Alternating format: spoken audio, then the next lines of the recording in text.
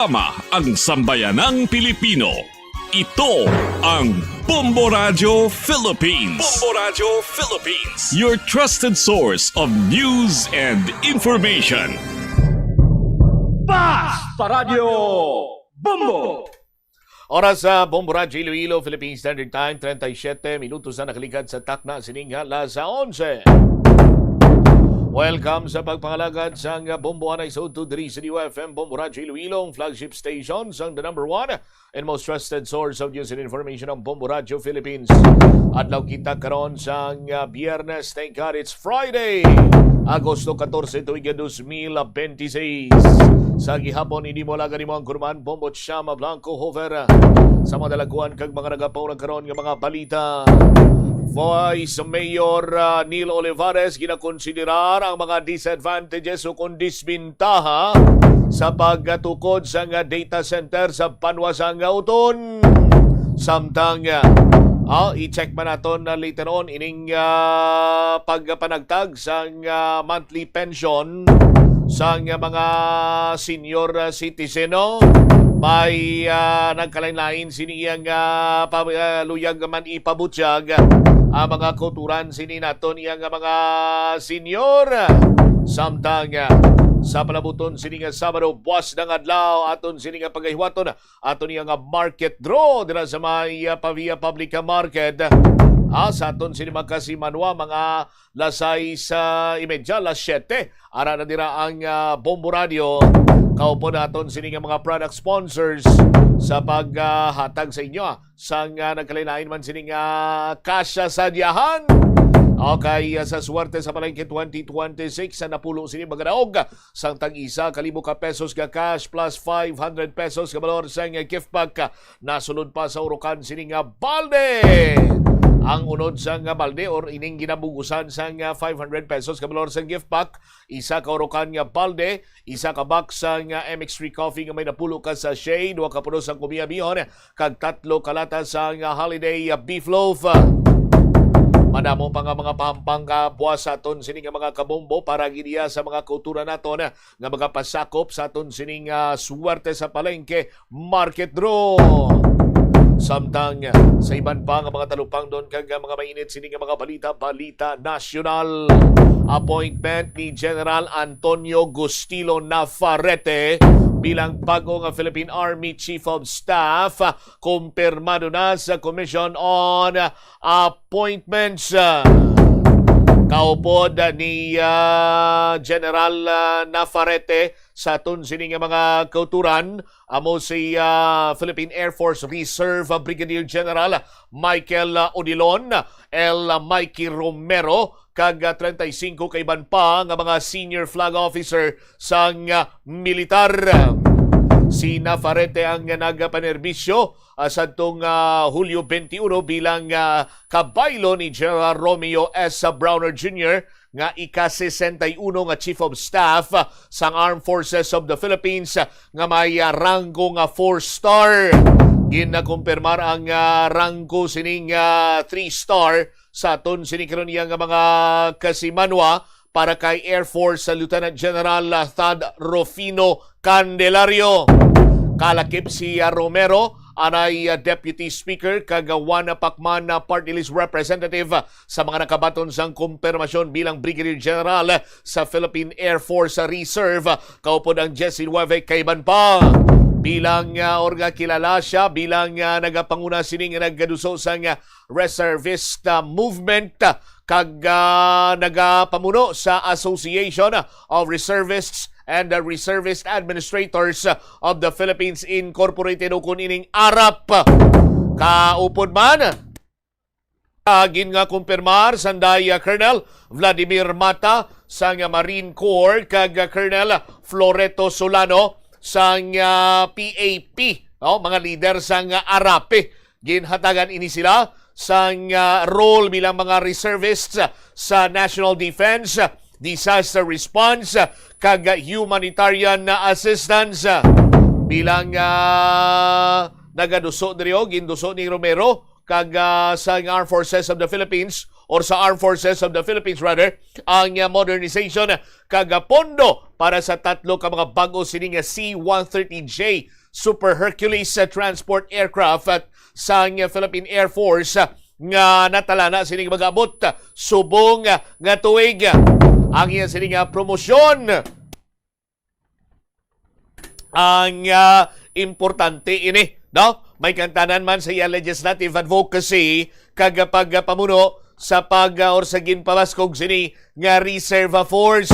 Ginakumpirmar man sa nga Commission on Appointments ang 8 ka opisyal nga may ranggo colonel, kapitan sa Philippine Navy, no, nga nagakumpleto sa 37 no, ka mga armed forces of the Philippines senior kag flag officer nga nakabaton sa kumpirmasyon.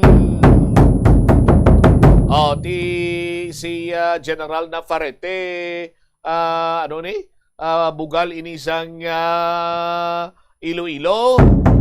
Sa aton sini nga mga kabumbo, isa ini siya ka Ilonggo, sa aton sini nga mga Kasimanwa, kag madamo ini sa nga mga kaparintihan diri, no? Sa aton sini nga mga Kasimanwa, diri man niya samahin sang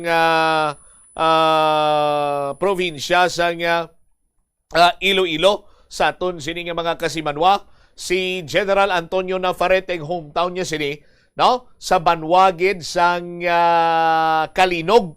Ang family roots niya ti tatay taga Pangasinan, kag ang iya sining Iloy nagikan iya sa Lapas, no? Distrito sang Lapas, nag-elementary sa Kalinog Elementary School, nag-graduate sa West Visayas State University, antes pa man nga nagsulod sa Philippine Military Academy. Sa aton sini nga mga kabumbo, dito ni siya nabunag sa Manila sadtong Pebrero 22, 1969. Pero sa aton sini nga mga kabumbo, mas mas malapit ang iya sini iyang Balatyagon kag kabubuton diri iya sa Iloilo. Kung saniin nati diri ang iya sining roots mga kauturan. 45 minutos na ang nakaligad sa takna sini nga las 11 diri man sa palatuntunan Bombo Hanay sa Auto. Standby kay Chekeron taman sila madugay pinakauling lakat sang panahon kaupod sa aton sini iya nga Pag-asa Iloilo.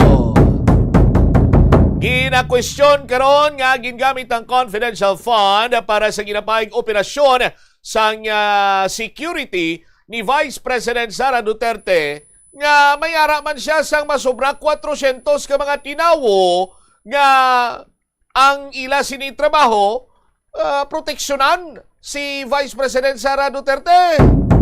Amo ining pamangkot ni Benjamin J. Tolosa Jr., ang spokesperson sang prosecution, no, sa Kamara matapos ang testimonya ni Sailin del Campo sang COA ICFAO may kantanan sa paggasto sang Office of the Vice President sang confidential funds. Sunod pa kay Tolosa katungdanan iya sang Vice Presidential Security and Protection Group VPSPG ang paghatag sang proteksyon sa kay Vice President Sara Duterte. Tino parehas na bla sa aton sini nga mga kabumbo, no? Kung may mga krimen nga nagaklinabo bla Bombo Chris, no? Ti kinanglan masolda yon, madakpan ang madakpan ang mga perpetrators, ti mambalang aton sini nga pulisan nga sa kung sino man ang makadakop sa sining nasambitan nga persona suspitsado, may reward. Anyway, istoryanta na balik check tanay na naton sa aton sining mga kabumbo pinakauling lakat sa panahon. Sa linya naton si Sir Charlie Depra. Sir Charlie, maayong udto si Bombo Chamini sa Bombo Radyo Iloilo. Yes sir, mayong udto sa kanang matay sa Bombo Radyo. Yari ka kauling lakat sa panahon pero nyet daw Agosto 14, 2026. Southwest monsoon nagamit ko sa Luzon, kagwasan section ng Visayas. Samtama ginaman ito sa LPA, nasa Buwasang Par, uli na sa nasa 2,040 km east of extreme Luzon. Dahil naman sa sa may Western Visayas, particular ng bayan sa Antique, magkapagibabaw sa karon ang magalamon niya kalangitan, mga scattered yung mga pagulan, sa paglat na nag-operas ng southwest monsoon. Nabilang niya bayan sa Western Visayas, magkapagibabaw 1 days sa magalumon, tabdo magalumon niya kalangitan. May mga chances lang sa mga isolated yung mga pagulan, pagpaglat na nag-operas ng southwest monsoon. Makasarakan tabdo mabasog na hangin, magaling na bagat na nakatungdan, magandala sa makasarangan tabdo mabasog na pagulan sa kadagatan. Ang tansarong temperatura nasa 26 hanggang 33 sa digri sentigrado. Adlaw, nagabot na alas 5:40 kayo na sa aga, nagatong ng alas 6:09 karon sa hapon. Ikaw na pinakauling lakas ng panahon, di ka tirit sa Iloilo Pag-asa, Charlie Debra. So far, Sir Charlie, mangin manaya-naya na aton chimpo over the weekend. Possible sir, so far, orange growth ng atong weather condition, hindi pa rin ang mabigas ni mga inato. All right. Thank you so much, Sir Charlie. Mayong udto sa luwat nila sa inyo. Welcome, may ako sa Dari wavit si Sir Charlie Depra, weather observer from Pag-asa, Iloilo. Hopefully sa aton sini nga mga kabumbo mayara sang improvement, no? Or hopefully or mambal naton nga mayara sang improvement na ang aton sini nga panyempo, unlike sa nakaligan sini nga semana nga ti ginexpectar ginaton ang pagtupa sang ulan subong ambal ni Sir Charlie Depra sa Pag-asa, Iloilo. May improvement na ang aton sini nga panyempo. So lauman nato na kag kabay pa nga magtayo yon ini nga mag-improbar man ang panyempo naton sa sining weekend diri sa bahin sang syudad kag probinsya man sang Iloilo. Balik kita sa pag-question sang spokesperson karon sang prosecution nga ako no iyang may araman sang kaugalingon sini nga pondo kag katungdanan ina ginaswelduhan ang Vice Presidential Security and Protection Group agud i-secure nila, no, protehiran nila si Vice Presidenta Sara Duterte. Di karon natukiban diri banwa sandig iya sa gindiga nga mga dokumento kag subong man na ining AR acknowledgement receipts natukiban sandig iya sa ginpanigayon sining COA audit sa aton sining mga kasimanwa nga ti may ara gali nga confidential fund nga ginhatag or ginabayad sa Office of the Vice President para sa iya sining mga security.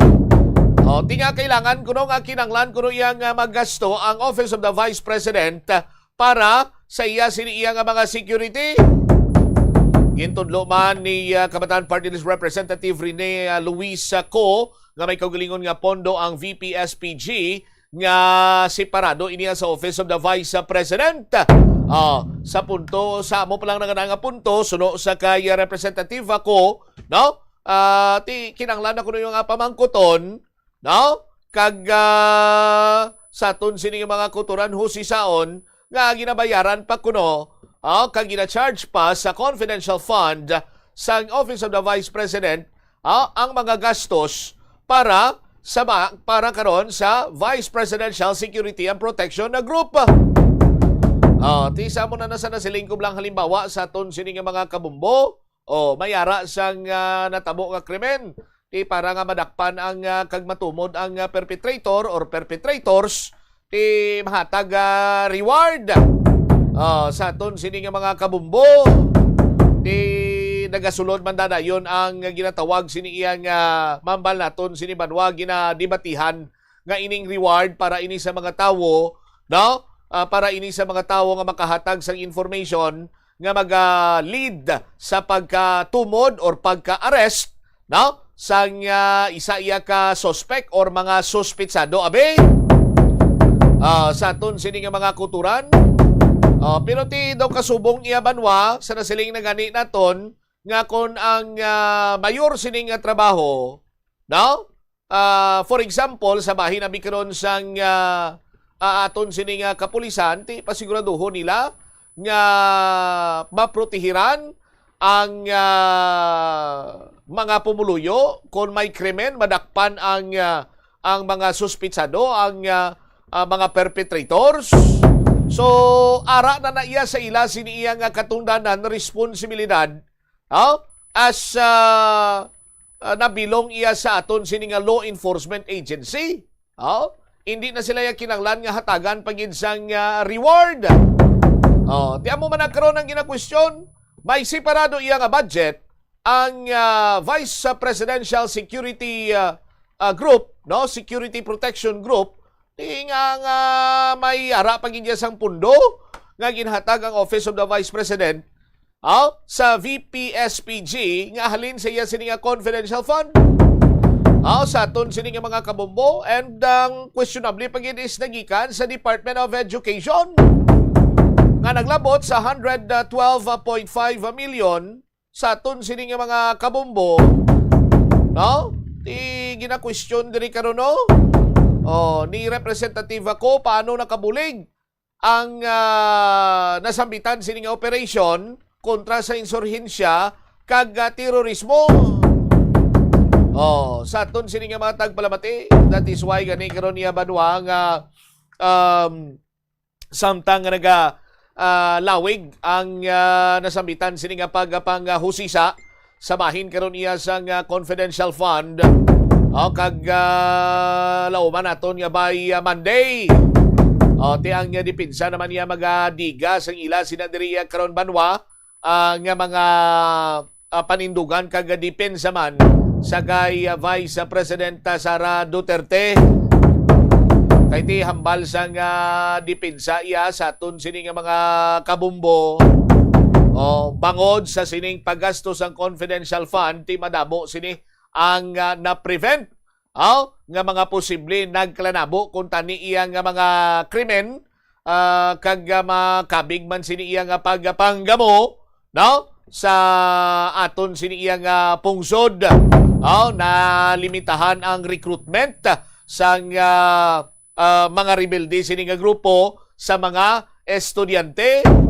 Di gina-question pagid gani karon sa bahin sang ining acknowledgement receipts bla, kay ti dapat mayara ina sang proof nga natigayon sa aton sini nga mga kabombo or na materialize ang nasambitan sining nga gingastuhan sang kwarta, of which sa aton sini nga mga kasimanwa iway man diri sang may madiga ang bahin sang depensa.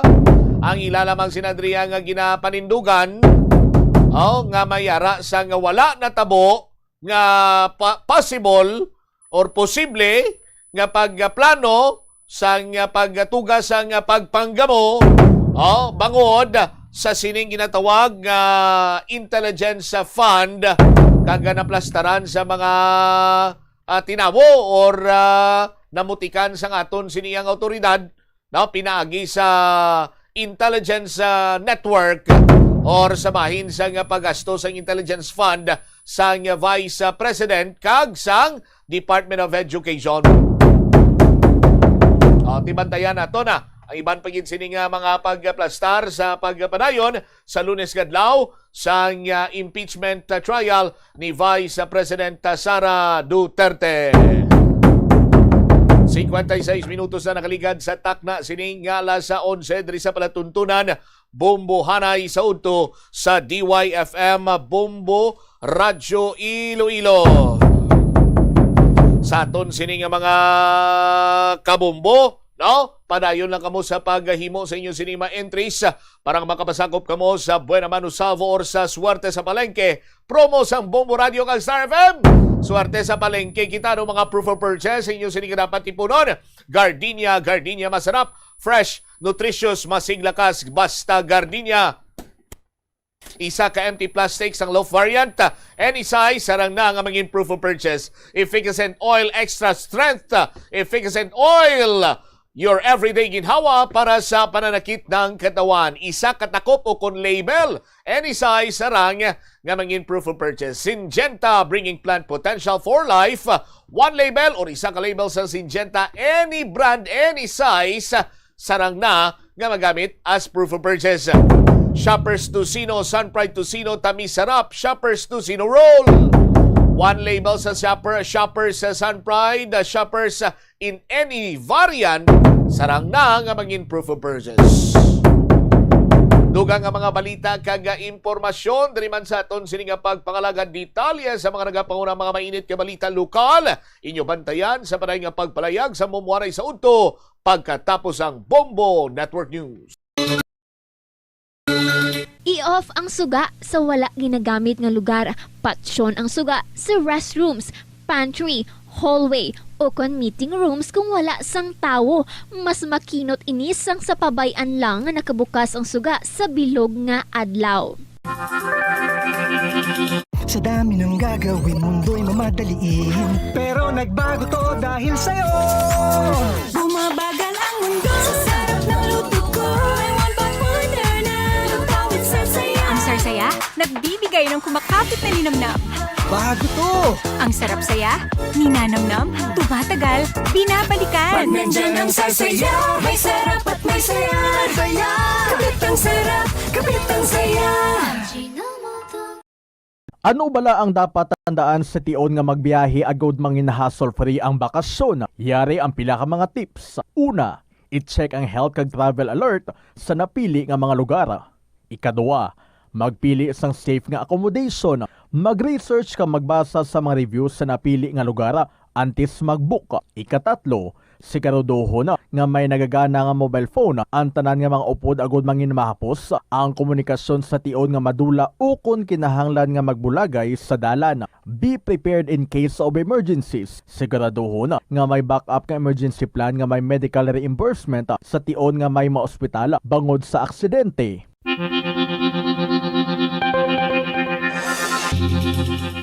Sini nga panahon sang tag-ilinit, delikado ang sunog ilabi na sa sulod sang panimalay. Gani safety first ka bombo, ilabi na kung ikaw ang nagaluto sa kusina. Siguraduha nga nahamtang sa mabugnaw kag well-ventilated area ang LPG tank kag indi masilakan direkta sang adlaw. Ang sobra nga init makapataas ang pressure sa sulod sang tangke nga mahimo magresulta sa aksidente. Chekyaron ini kung may tagas kag ipalayo sa kalayo.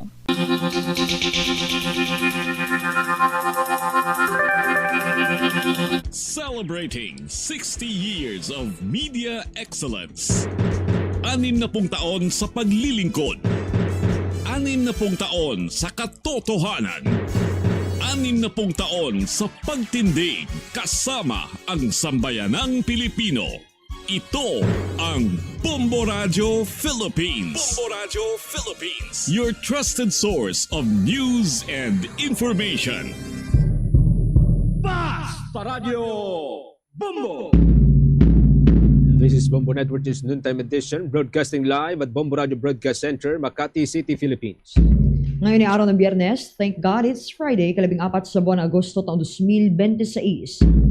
Sa ulo ng ating mga balita, sa ating weather report, abangan mamaya ang bagong low pressure area na nasa extreme northern Luzon. Lumakas pa ang tsansang maging ganap na bagyo, habang orange at yellow warning naman nakataas sa maraming lugar ngayong araw. Mga government offices sa National Capital Region at 12 probinsya ipatutupad naman ang alternative work arrangements dahil sa malakas na pag-ulan na Palasyo Malacanang pinag-iingat ang publiko. Sa ibang mga balita mamaya, ilang Senator Judge nagpahayag ng pagpuna sa mga sagutan at side comments ng mga abogado sa impeachment trial ni Vice President Sara Duterte. Ang Department of Justice naman inaaral na ang extradition request ng United States kay Pastor Apollo Kibuloy matapos matanggap ang formal na kopya ng request. Sa provincial report, abangan din mamaya mga kabumbo, halos 35 paaralan sa may Misamis Oriental at Cagayan de Oro nagdeklara ng class suspension dahil yan sa labis na mainit na panahon. Ang heat index sumabot raw ng 44 degrees Celsius. Abangan din mamaya sa ating international news, ang United States planong panatilihin ng walang takdang panahon ng naval blockade sa Iran. At sa sports news, abangan din mamaya si Iga Swiatek muli pong nagkampiyon matapos paluhurin si Elina Rybakina sa finals ng National Bank Open. At live nationwide via satellite, narito hong detalye ng ating mga balita. Bombo Weather Update. Sa ating weather update, mga kabombo, lalo pang tumaas ang tsansa ng bagong low pressure area na tuluyang maging ganap na bagyo sa susunod na 24 oras. Batay sa pagtaya ng Weather Bureau, may medium chance na ang naturang sama ng panahon na tuluyang maging ganap na bagyo sa mga susunod na oras habang binabaybay ang karagatang Pasipiko. Ulitong namataan sa layong 2,040 kilometers silangan ng extreme northern Luzon at tinatahak ang direksyon patungo sa kalupaan ng bansa. Sa ngayon, wala pa itong direktang epekto sa Pilipinas at hindi rin malinaw kung tuluyan itong papasok sa Philippine Area of Responsibility. Gayunpaman, Kung makakapasok ito sa Pilipinas ay tatawagin itong Bagyong Neneng. Ito ho ang ikalabing-4 na bagyong makakapekto sa Pilipinas ngayong taon kung sakali. Muli ring itinaas ang yellow at orange warning o rainfall warning sa maraming lugar sa Luzon ngayon pong araw, Agosto 14. Ito dahil pa rin sa patuloy na pag-iral ng southwest monsoon o hanging amihan na nagdadala ng mga serye ng pagulan at maaaring magdulot ng malawakang pagbaha sa maraming lugar. Kinabibilangan po ito ng mga sumusunod. Ang orange warning nakataas sa buong probinsya ng Bataan at probinsya ng Zambales dyan sa may Central Luzon. Ang mga naturang probinsya ay nasa makakaranas ng 15 hanggang 30 millimeters per hour na pangapagulan. Posible pong magtagal ang ilang oras at maaari pong magdala ng hanggang sa 100 to 200 millimeters na accumulated rainfall. Nakataas naman ang yellow rainfall warning sa mga sumusunod. Ang probinsya ng Tarlac, probinsya ng Pampanga, Bulacan, Metro Manila, Rizal, Cavite, probinsya ng Batangas, General Nakar, bayan ng General Nakar, dyan po sa may probinsya ng Quezon. Ang iba pang bahagi ng Luzon ay posible ring makaranas ng light to moderate rains hanggang sa paminsan-minsan ay mabibigat na mga pagulan, lalo na sa ilang bahagi po ng Laguna, Cavite, Batangas at Rizal. Posibleng magtagal ng ilang oras ang mga naturang pagulan o mga serye ng pagulan. Samantala, bahagyang bumaba naman ang water level ng Lamesa Dam sa Quezon City. Ngunit nananatili itong critical level ayon sa Weather Bureau ngayong araw. Nasa 79.69 meters ang level ng tubig sa dam kaninang umaga. Ito ay mas mataas sa 79.50 meter critical level. Gayunman, mababa pa rin ito sa 80.15 meter overflow elevation. Nagbabala ang State Weather Bureau na maaring dumiretso sa Tulyahan River ang sobrang tubig mula sa dam. Posibleng makapekto naman sa mabababang lugar sa Quezon City, Caloocan, Valenzuela, Malabon at Navotas. Pinayuhan ang mga residente, lalo na ang mga nakatira malapit sa mga pampang ng ilog, na patuloy na magsagawa ng kinakailangang pag-iingat. Samantala, sinabi ng Weather Bureau na magpapatuloy ang pag-ulan sa Luzon at kanlurang bahagi ng Visayas dahil sa epekto ng habagat. Nasa orange and yellow rainfall warning naman ang Zambales at Bataan na maaaring makararanas na 15 to 30 millimeters ng ulan sa loob yan ng 3 araw. Naglatag naman ang halos 200 trash traps ang Department of Environment and Natural Resources sa iba't ibang ilog sa estero sa National Capital Region. Ayon sa ahensya, kabuang 196 na traps ang inilagay para mapigilan itong paglutang at pagkalat ng mga basura sa mga daluyan ng tubig o iba't ibang waterways sa kabuuan ng Capital Region. Umaasa ang ahensya sa pamamagitan ng mga traps maiwasan na ang labis na pagkalat ng mga basura na kadalasan nagpapabara sa mga daluyan ng tubig at madalas na tumutungo sa mga karagatan. Maliban sa mga trash trap, nagpakalat din ang Department of Environment and Natural Resources ng nasa 1,500 ng estero rangers at river warriors nakatutok sa araw-araw na paglilinis at pag-alis ng mga nakaimbak na basura sa mga sapa at ilog. Pinapahigpit din ng ahensyang araw-araw na pagbabantay sa lahat ng mga strategic areas sa mga environmental monitoring officer ng ahensya upang matukoy ang mga lugar na mayroong nakahakot ng mga basura. Sa halos kaugnay pa rin pong development mga kabumbu, ang Metropolitan Manila Development Authority meron pong panawagan sa publiko, ukol pa rin po yan sa tamang pagtatapon ng basura. Kasunod dyan, nung pagkakaipon ng basura dyan sa may lungsod po ng Paranaque.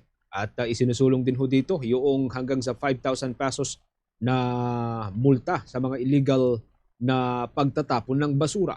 By live report, si Bombo Isa Cotoner. Yes, Bombo Genesis, Bombo Jai, tuloy-tuloy nga ang cleaning operation ng Metropolitan Manila Development Authority dito nga sa may bahagi ng Paranaque City kung saan maraming ang basura ang lumutang o lumabas doon sa mga waterways sa lugar. Ayon kay Metropolitan Manila Development Authority General Manager Nicolas Torre III, biglaan ang paglabas o pag-ipon ng mga basura sa waterway na pinalala pa ng pagiging makipot na daluyan at pagkasira nga ng trash truck na tutulong sana sa pagkolekta ng basura.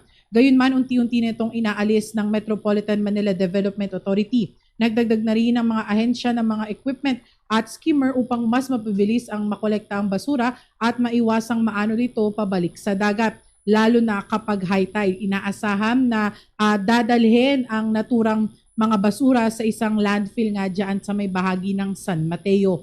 Kaugnay niyan, pakinggan natin ang tinig ni Metropolitan Manila Development Authority General Manager Nicolas Torre III. Opo. Well, kasi ang waterway is medyo makipot na channel yan. Pero napakarami ng basura na nakita natin dyan dahil biglang pumasok after na nadala ng tides yun. Ang nakita natin doon is nadala ng tide papasok dito sa waterway at hindi na uling nakalabas at lalong nag-accumulate ng lumakas ang ulan at ang tides ay papunta rito sa loob. Kaya ito nakita natin. Tapos isa pa nakita natin doon dahil meron tayong truss trap doon, supposedly sa mas malayo, naputol yun at nakapasok ang mga basura dito sa loob ng waterway. At siguro naman, blessing in disguise na rin yun. At least nakita natin na ganito karami at natanggal natin sa waterway at nailagay na natin sa ating landfill. Nanawagan naman si Torres sa publiko na maging responsable sa pagtatapon ng basura at gumamit ng tamang basurahan upang maiwasan ang pagbabara sa mga kanal at waterways. Mahalagaan niyang mapanatiling malinis sa mga daluyan ng tubig, lalo na ngayong patuloy ang pag-ulan na maaaring magdulot ng pag-agos at pag-ipon ng mga basura na maaari ring makaapekto sa pagbaha sa ilang lugar. Tiniyak din ng opisyal na gumagana ang 71 pumping stations ng MMDA na ginagamit para sa mga lugar na nakakaranas ng inland flooding. Agad din niyang inaaksyonan ng ahensya ang mga pumping station na nangangailangan ng repair upang matiyak na patuloy na magiging operational ang mga ito kapag kinakailangan. Muli ang tinig ni Metropolitan Manila Development Authority General Manager Nicholas Torre III. Ang ating mga kababayan ay nakita na ang epekto nung paanong nangyayari pag nagtatapon tayo ng basura sa mga lugar na hindi dapat pagtapunan. Kaya sana ay ma-prevent na ang ganitong occurrences. Samantala, hinihintay naman ng kagawaran ng mga local ordinances ng bawat lungsod sa Metro Manila para naman maipatupad yung 5,000 multa sa mga mahuhuling magtatapon ng basura sa pampublikong lugar. Kailangan na lamang anyang maipasa ang kaukulang ordinansa sa bawat lokal na pamahalaan bago tuluyang maipatupad ang multa. Yan muna latest update mula dito sa Metropolitan Manila Development Authority. Ito si Bombo Isa Cotoner and this is Bombo Radio Philippines, the #1 radio network in the country, your trusted source of news and information. Basta Radio Bombo! Ang mga ahensya ng pamahalaan naman dito po sa National Capital Region at sa 12 iba pang probinsya, ipatutupad po ito kong tinatawag na alternative work arrangements dahil po yan sa malakas na mga ulan ayon po sa Palasyo, Malacanang. Yan at iba pang mga balita sa pag-uulat ni Bombo Annalyn Soberano. Bombo Genesis, magpapatupad ng angkop na alternative work arrangements ang mga tanggapan ng gobyerno dito sa Metro Manila kasama ang 12 probinsya ngayong araw, August 14, Friday, dahil nga sa patuloy na malakas na pag-ulan. Sa ilalim ng Memorandum Circular na inilabas ngayong araw na may number 126 ang Malacanang, sakop na nito ang National Capital Region, Zambales, Bataan, Bulacan, Pampanga, Tarlac, Nueva Ecija, Cavite, Batangas, Rizal, Laguna, Quezon at Occidental Mindoro. Batay kasi ito sa naging rekomendasyon ng National Disaster Risk Reduction Management Council kaugnay sa nararanasang habagat. Ipatutupad din ang alternative learning mode sa mga pampubliko at pribadong paaralan sa mga nasabing lugar, maliban kung may ibang direktiba ang mga lokal na pamahalaan. Patuloy na minomonitor ng gobyerno ang lagay ng panahon upang matiyak ang kaligtasan ng publiko. Sa kabilang dako, Bombo Genesis, nagpapatuloy din ang press conference ngayon ng House Prosecution Panel. Kinumpirma ni House Prosecutor at Manila Representative Joel Chua ngayon na mayroon silang idinagdag na testigo na haharap sa impeachment trial. Ito ay sa katauhan ni Limuel Ordonio. Sinabi pa ni Chua, sa susunod na linggo, haharap na rin si Miss Marivic Pareja. Haharap na rin din ang 2 disbursing officer na sina Gina Acosta ng Office of the Vice President at Edward Fajarda ng Department of Education. Pakinggan natin ang naging tugon ni Representative Joel Chua. In court. Pero siyempre, kami naman po ay rerespetuhin namin kung ano ang magiging hatol o kung ano magiging desisyon ng ating mga senator judges. Basta't kami dito, gagawin lamang namin kung ano ang aming trabaho at kung ano sa tingin namin ang nararapat. Binalikan naman ni Representative Terry Ridon ang usapin sa paggamit ng confidential funds kabilang ang mga pondong nakalistang ginamit umano noong Christmas party. Ayon kay Ridon, nagkaroon ng misuse dahil ang confidential funds ay napunta sa mga taong hindi organic o hindi regular na kawani ng mga tanggapan ng gobyerno. Anya, hindi kasi maaaring gamitin ang confidential funds para sa mga non-organic personnel kahit pa ito ay inilaan para sa umano'y confidential activities.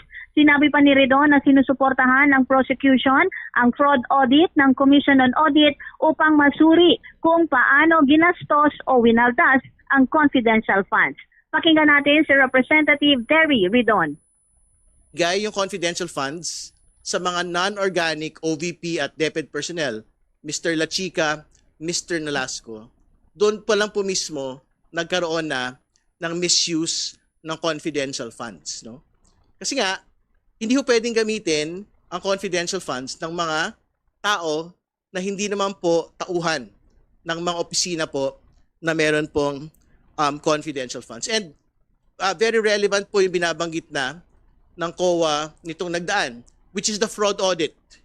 So ibig sabihin, this is an entirely separate discussion already doon po sa level po ng Commission on Audit. And it is something that we would support. Kasi nga, nakita ho natin, ang sabi ho ni Ms. Del Campo, hindi pa saradong-sarado kahit meron pong credit memorandum pong inilabas. No? So, pagka nagkaroon po ng fraud audit, particularly para silipin pa ho further kung paano nga ho ba winaldas ito pong pera na ito.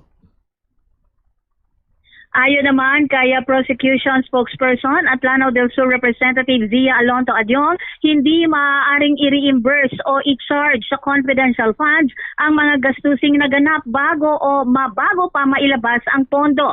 Ayon kay Adyong, hindi maaaring gamitin ang confidential fund para sa mga aktibidad ng tanggapan na hindi saklaw ng joint circular. Kabilang dito ang umano'y ginastos na 400,000 pesos para sa seguridad ni Vice President Sara Duterte nang magpunta ito sa Davao City na kalaunan ay iniulat bilang utilization ng confidential fund. Binigyang diin ni Adyong na hindi maaring i-augment din ang pondo ng mga ahensyang mayroon ng sariling confidential funds gaya ng Armed Forces of the Philippines at Philippine National Police. Pakinggan natin si Representative Zia Alonto Adyong. Nalaman po ng taong bayan itong mga activities na ito ay ginawa bago po na in-cash or na-release yung confidential funds. Hindi po pwedeng retroactive yung expenses ng confidential funds at hindi maaari mong i-reimburse doon sa mga activities ng inyong opisina na hindi siya angkop doon sa joint circular. Yung pagsisecure po sa Vice President kung pumunta siya ng Davao na ang ginamit niya ang kanyang mga mismong mga security detailed sa kanya na more than 400,000 tapos gagamitin mo to as your utilization report and accomplishment report using the expenses of the confidential funds to say to the COA na merong pinaggamitan, hindi po ito, according sa ICFAO, hindi po ito saklaw ng joint circular dahil unang-una ang activity na ito naganap bago i-release ang confidential funds. Pangalawa, yung mga under na sa isang ahensya na kumukuha na ng regular funding ay hindi mo po pwedeng augment yung kanilang dapat na mapagkunan ng expenses doon sa confidential funds. Very klaro po yan. Mula dito sa House of Representatives, Bombo Anali Montaño Soberano nag-uulat. And this is Bombo Radio Philippines, the #1 radio network in the country. Your trusted source of news and information. Basta Radio, Bombo! Sa usapin pa rin kaugnay ng impeachment, nagpahayag ng pangamba si House Prosecutor at Akbayan Party List Representative Chel Jokno na maaring maling aral sa mga law student. Ang ilang eksena nagpapatuloy sa impeachment trial ni Vice President Sara Duterte, partikular sa usapin ng court decorum at respeto sa loob ng korte. Ayon kay Jokno, mahalagang maipakita sa mga law student at batang abogado kung ano ang tama at hindi tamang asal sa isang court proceeding.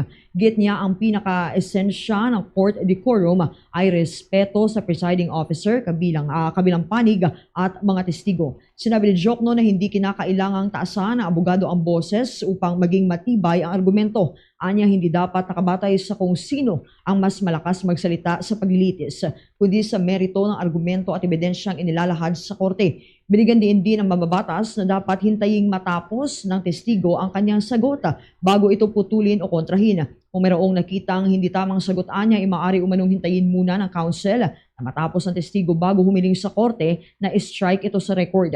Anya, ang mga ganitong pamantayan ay mahalagang mapanatili sa impeachment trial upang maipakita sa legal community, lalo na sa mga law student, ang wastong pag-uugali at proseso sa isang paglilitis.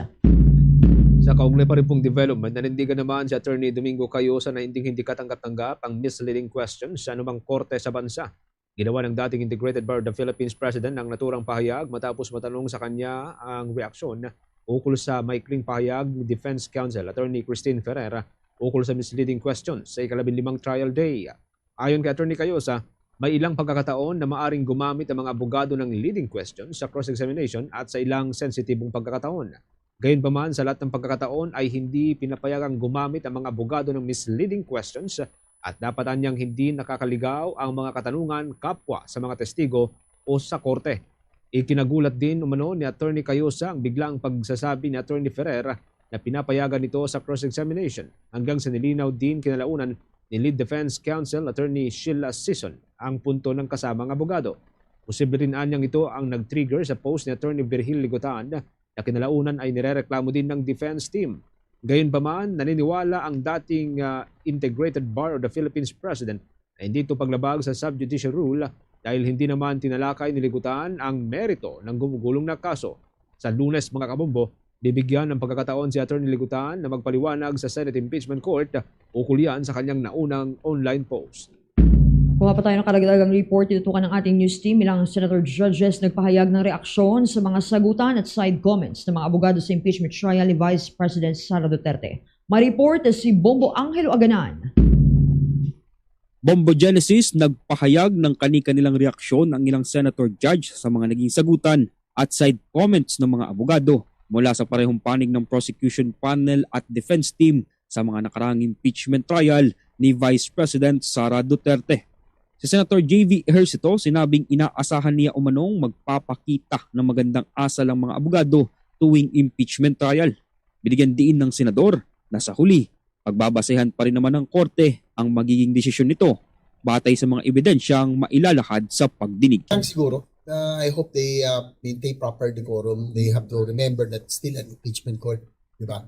So we will base everything on evidence and we will fully maging maayos. We're hoping that everybody will behave properly. Si Senator Panfilo Ping Lacson naman bahagyang pabiro ang naging reaksyon ukol rito. Aniya, nakakatuwa rin umano ang ilang mga sagutan, bangayan at side comments ng mga abogado sa trial para hindi lang aniya ang mga senator judge ang inaabangan ng publiko sa ganitong mga senaryo. Para meron mo tayong konti break, hindi na lang nakakatuwa lagi yung mga senator dyan. Sa nakakatuwa rin naman yung defense at saka yung prosecution. Sa katanungan naman kung may nilalabag bang rules ang House Prosecutor Panel at Defense Team ukol rito, tugon ni Lacson. Best ko sa inyo, you enjoy while in classes. Samantala, wala namang naging komento si Lacson sa estilo ng pagtatanong ng mga kapwa senator judge na napansin ng publiko na tila katawa-tawa at minsan ay walang koneksyon sa pagdinig. Aniya, kanya-kanyang diskarte umano ito ng mga kapwa hukom. Kaya't kung sa tingin aniya nilang nakakapunto sila rito, ay mabuti. Ngunit kung magiging katatawanan naman ito, dapat umano itong magsilbi bilang isang babala. Well, I can only watch and observe. Mahirap namang mag-re-remark tayo, mag-comment tayo sa kapwa natin senator judge. Kasi kanya-kanya diskarte. Alam mo, lookout nila yun eh. Kung sa tingin nila, nakaka-score sila, well and good. Pero sa tingin naman ng public, natawa-tawa sila, lookout nila. Sa Lunes, Bombo Genesis, magpapatuloy ang impeachment trial laban sa Vice Presidente, kung saan inaasahang haharap bilang testigo ang direktor ng House Legislative Information Resources Management Department na si Marivic Pareha. Gayun din ng parehong Special Disbursement Officer o SDO na sina Gina Acosta ng Office of the Vice President at Edward Paharda naman ng Department of Education.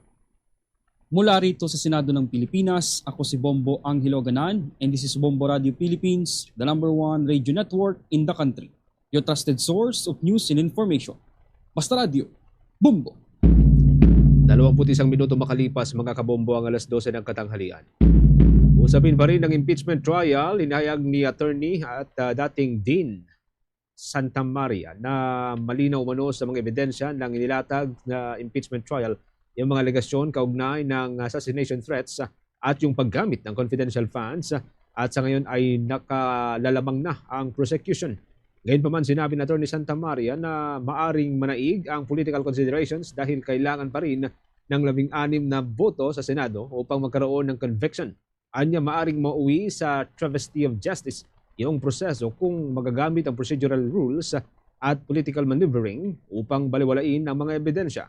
Iginit pa ng dating Dean na nasa defense na ngayon ng hamon na maglatag ng sapat na evidentiary rebuttal kaugnayan ng Article 1 at Article 4. Binigyang diin niya na hindi maituturing bilang rebuttal evidence ang mga pahayag o eksenang lumitaw sa cross-examination dahil kailangan itong suportahan ng testimonya at ebidensyang nasa ilalim ng panunumpa. Sinabi rin ni Atty. Mel Santa Maria na kung hindi makakakuha ng 16 na boto ang prosecution, acquittal ang magiging resulta. Ngunit kung walang convincing defense evidence na magiging daan para mapabulaanan yung mga inilatag ng prosecution, hindi dapat otomatikong ituring ang acquittal bilang deklarasyon ng kawalang sala. Dagdag pa niya, magiging malaking dagok sa integridad ng Senado at sa justice at political system ng Pilipinas kung mananaig ang political alignment kaysa sa hindi napabulaan ng ebidensya. Anya maaari itong palalimin ng tinatawag na culture of impunity sa Pilipinas. Sa ibang balita naman mga kabombo at Star Nation, sinusuri na ng Department of Energy ang iba pang lugar na may tuturing bilang potential sites na posibleng pagtatayuan ng nuclear power facilities sa lalong madaling panahon. Ito ay para sa target ng Philippine government na magkaroon ng 1.4 gigawatts ng nuclear capacity pagsapit ng taong 2038, kasabay ng pagnanais ng pamahalaan na maipasok itong nuclear power sa energy mix ng bansa. Ayon kay Energy Undersecretary Giovanni Carlo Bacordo, may ilang lugar nang sinusuri at inaaral ng pamahalaan at isinasa ilalim sa serye na validation ang mga naturang lugar. Kabilang dito ang 2 sites sa Bataan, 2 sites sa Palawan, isa sa Masbate, Pangasinan at Camarines Norte. Ang mga naturang sites sa Anya ay sumasa ilalim na sa initial assessment sa tulong niya ng mga technical assistance mula sa International Atomic Energy Agency para matukoy kung ligtas ba ang mga ito na pagtayuan ng anumang nuclear facilities. Iginiit ni Undersecretary Bacordo na ang nuclear energy ay hindi lamang isang simpleng pagtatayo ng power plant. Sa halip ay kailangan dito anya ng maayos na pagtatayo ng mga akmang institusyon, regulatory system, technical capability at financing framework.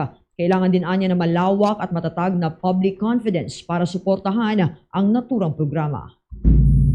Sa iba pang balita, tinutukan ng ating news team ang Department of Justice. Masusing inaaral itong extradition request ng United States kay Pastor Apollo Kibuloy. Alaman natin ang buong detalye sa pag-uulat ni Bombo Grant Hilario. Bobo Jai, masusing inaaral ngayon ng Department of Justice ang hiling na extradition ng Estados Unidos para kay Pastor Apollo Kibuloy. Sa pulong balita ng Kagurana, ibinari ni Chief State Counsel Dennis Arbinchan na sinusuri na ng opisina na itong hiling ng dayuhang bansa. Kapon kasi ay kinumpirma mismo ng opisyal ang pagkakatanggap ng Department of Justice sa formal na extradition request ng Amerika sa naturang pastor. Layon niya mapag-aralan at masusing maigi ang pagiging na ayon ng kahilingan sa kasalukuyang Philippine-United States Extradition Treaty at sinusunod na Philippine Extradition Law. Sa ilalim din ng batas at tratado, ayon sa opisyal ay dapat pang matiyak na ang hinihiling na ma-extradite na individual ay ang siyang nasa kustodiya at pangangalaga ng bansang Pilipinas. Ating pakinggan si Chief State Counsel Dennis Arbinchan. Under the Philippine Extradition Law and the Extradition Treaty with the United States, we have to ensure the presence of several key elements. Number one is the identity of the person or persons to be extradited. We have to confirm that the Apollo Kibuloy they are looking for is the one na nandito nga sa atin. And then we have to also validate and confirm the principle of dual criminality, in which the offense that the United States government is seeking Mr. Kibuloy and the other respondents for have the same underlying act here in the Philippines. So it doesn't have to carry the same nomenclature under our penal system and that of theirs, but so long as the act involved is the same, then it is considered an extraditable offense. Bukod pa dito, kinakailangan aliyaya masiguro at maberipika ang parusang kaharapin ni Pastor Kibuloy sakaling siya'y mahatulang guilty sa Amerika. Ibinahagi ni Chief State Counsel Chan na dapat matiyak na hindi maharap ang pastor sa capital punishment ng dayuhang bansa. Kung saan sa pagsusuring isinasagawa ay sasiguraduhin na hindi mapapatawan ng parusang bitay o death penalty si Pastor Apollo Kibuloy. Uli natin pakinggan si Chief State Counsel Dennis Arvin Chan. Thirdly, we have to also ensure and validate that the imprisonment that these respondents will face if and when convicted in the United States is at least 1 year and up. We also would have to check na hindi pa prescribed yung offense under the US legal system. And lastly, we have to also make sure that that capital punishment or death penalty will not be imposed should they be found guilty for the offenses that they are being prosecuted or sought for. Si Pastor Kibuloy ay kasalukuyang nakakulong sa Pasig City Jail kaugnay sa kasong qualified human trafficking, child abuse at sexual abuse. Habang kinakarap naman niya ang kasong sex trafficking at sex trafficking ng mga menor de edad sa Estados Unidos. Nag-uulat live, ito si Bombo Grantilario and this is Bombo Radio Philippines, the #1 radio network in the country. Your trusted source of news and information. Basta Radio Bombo! Oras natin, meron na lamang tayong 29 minutes bago sumapit ang mga kabombo ang alauna-unang hapon. Sa iba pang mga updates tayo, humiling ng hospital arrest ang co-accused ni dating Party List Representative Zaldico sa kasong malversation sa Sandigan Bayan matapos siyang ma-stroke nitong Agosto 5. Si Juliet Calvo, dati pong Maintenance Division Chief ng Department of Public Works and Highways Region 4B, ay umano'y naiwan na paralisado at hindi makapagsalita ayon sa kanyang abogado na si Edwin Labro. Stable ngunit critical naman ang kanyang kondisyon sa ngayon. Hindi tumutol ang mga prosecutor sa motion. Gayunpaman, sinabi na Associate Justice Chair at Chair ng Sandigan Bayan 6th Division na ipatatawag muna ng korte ang doktor ni Calvo upang magtanong ukol sa kanyang kondisyon bago magdesisyon sa kanyang kahilingan. Sina Calvo at Zaldico ay iba pa sa nahaharap at iba pa na kanilang kasama ay naharap po sa non-bailable na kasong malversation of public funds sa pamagitan po yan ng falsification of public documents. Kaugnay yan ng umunoy irregularidad sa 289.4 million pesos na road dike project. Yan po yung nangyari doon sa may nauhan sa may Oriental Mindoro. Iginiit ni Calvo na naunang pagdinig na ministerial lamang ang kanyang paglagda sa dokumentong naging daan sa pagpapalabas ng pondong nagamit dito. Samantala, iniulat naman ng mga state prosecutor na may seryosong structural deficiency ang proyekto. Sa inspection ni Public Works Secretary Vince Dizon, lumitaw na 3 metro lamang ang steel sheet piles sa naturang proyekto kumpara doon sa 12 metro sana o 12-meter requirement. Gayunpaman, isang certificate of inspection na nilagdaan nitong si Calvo ang nagsasabi na compliant daw ang mga ito, kaya po nadawit itong si Calvo. Samantala, muli ring kinwestiyon ng kampo ni dating House Speaker Martin Romualdez ang kredibilidad ng mga tinaguriang Maleta Boys. Kaugnay pa rin po yan ng hiwalay na kaso na isinampa laban sa kanya sa Department of Justice. Ayon kay Attorney Aid Fajardo, umihina na umano ang mga paratang laban kay Romualdez matapos kasuhan ng perjury at libel ng mga Maleta Boys at iginit pa niyang wala pa rin naipepresentang matibay na ebidensya na direktang nag-uugnay sa dating House Leader sa umunoy anomalya sa mga flood control project. Sinabi ni Attorney Fajardo na nananatili at nakabatay sa mga paratang at pahiwatig ang mga alegasyon laban kay Romualdez at sa halip na konkretong ebidensyang maaring magpatibay sana sa mga ito. Samantala, nauna niyang sinabi ni Representative Romualdez na haharapin niya ang mga paratang sa tamang proseso ng batas. Iginit din niyang wala siyang balak na umalis sa Pilipinas habang hinaharap ang mga isyong ibinabato laban sa kanya. Sa ibang balita naman, mga kabombo Star Nation, na nawagan ng Labor Coalition na nagkaisa na agad ipatupad ang dagdag na 60 pesos arawang minimum wage ng mga manggagawa sa Metro Manila matapos mag-expire ang 20-day na temporary restraining order. Hiniling ng grupo sa mga regional trial court na wag nang maglabas ng panibagong restraining order o preliminary injunction laban sa wage order number 27. Ayon sa kanila, pansamantalang remedyo lamang ang temporary restraining order at wala nang legal na hadlang sa pagpapatupad nito kung walang bagong injunction. Iginiit ng grupong nagkaisa na nananatiling epektibo ang July 25 effectivity date ng wage order, kaya dapat matanggap ng mga manggagawa ang 60 pesos wage differential para yan sa mga araw na nagtrabaho sila mula sa naturang petsa, subject yan sa penal na desisyon ng korte. Binanggit din ng grupong Article 126 ng Labor Code na nagbabawal umano sa mga korte na maglabas ng injunction laban sa wage setting proceedings. Nauna na rin silang naghain ng petisyon sa Supreme Court upang linawin ang jurisdiksyon ng regular courts sa regional wage orders.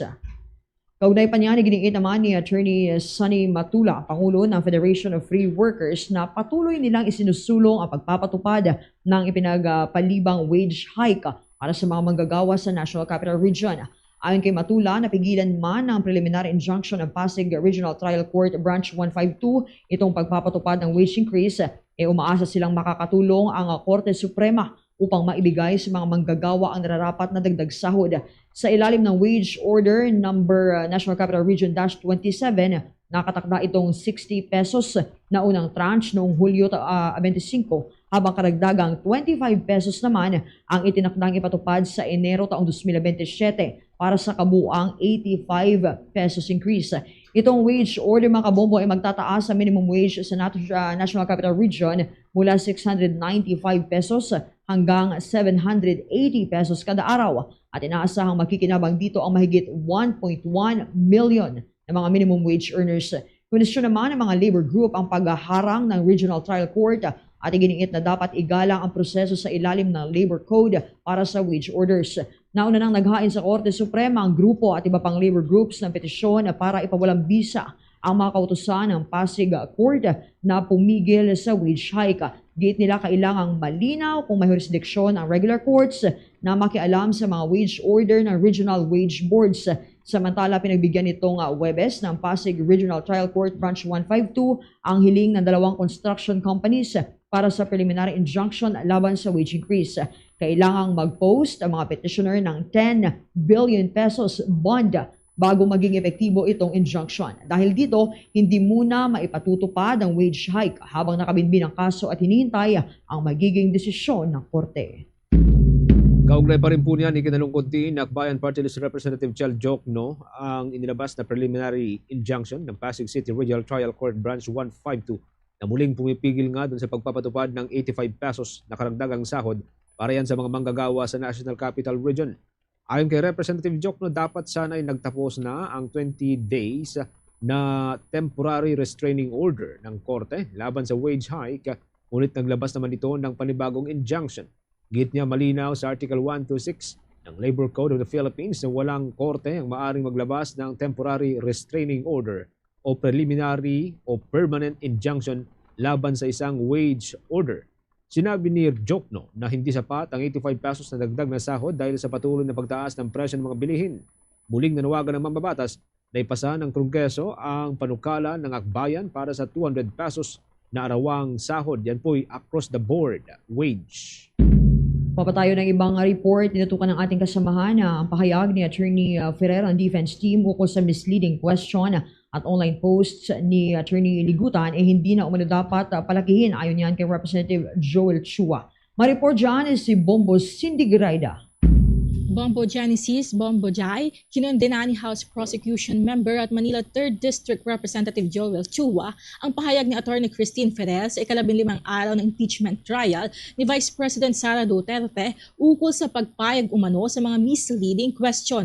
Iginiit ni Chua na kailanman ay hindi pinapayagan ang mga ganitong uri ng tanong sa direct cross-examination o kahit sa ang uri ng pagdinig ng korte. Gayunman, sinabi ni Chua na unawain na lamang ang naging pahayag ng panig ng depensa dahil dala lamang umano ito ng matinding tensyon at mainit na palitan ng argumento sa pagitan ni Ferrer at ng private prosecutor na si Attorney Lorna Capunan. Habang tinatalakay ang Article 1 o ang usapin ng maling paggamit ng confidential funds ng Office of the Vice President at Department of Education. Kaugnay niyan, pakinggan natin ang naging pahayag ni House Prosecution Member at Manila 3rd District Representative Joel Chua. Kasi alam naman natin pare-parehas na yung misleading question ay hindi yan pinapayagan, whether sa direct, whether sa cross o sa kahit na anong stage. Sa aking pananaw, siguro dahil kung bakit nangyari yun, baka nalito lamang yung Defense Counsel, si Attorney Ferrer. Dahil siyempre, kailangan minsan unawain din natin na ito'y first time niya na umapir sa ganitong klaseng kalaki na hearing. Siguro bigyan na lang natin siya ng benefit of the doubt at siyempre bilang kapwa abogado ko, kasama ko sa profession, ay siyempre lahat naman medyo baka mamaya rattled lang siya.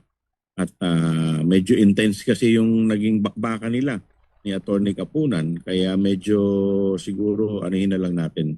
Tingin ko hindi naman isang malaking bagay yon na dapat na palakihin pa. Samantala, nilinaw din ni Chua na wala siyang nakikitang magiging epekto sa mismong proseso ng impeachment trial ang naging online post ni Attorney Amanda Vergil Ligutan na lumabas ilang minuto matapos ang pahayag ni Ferrer.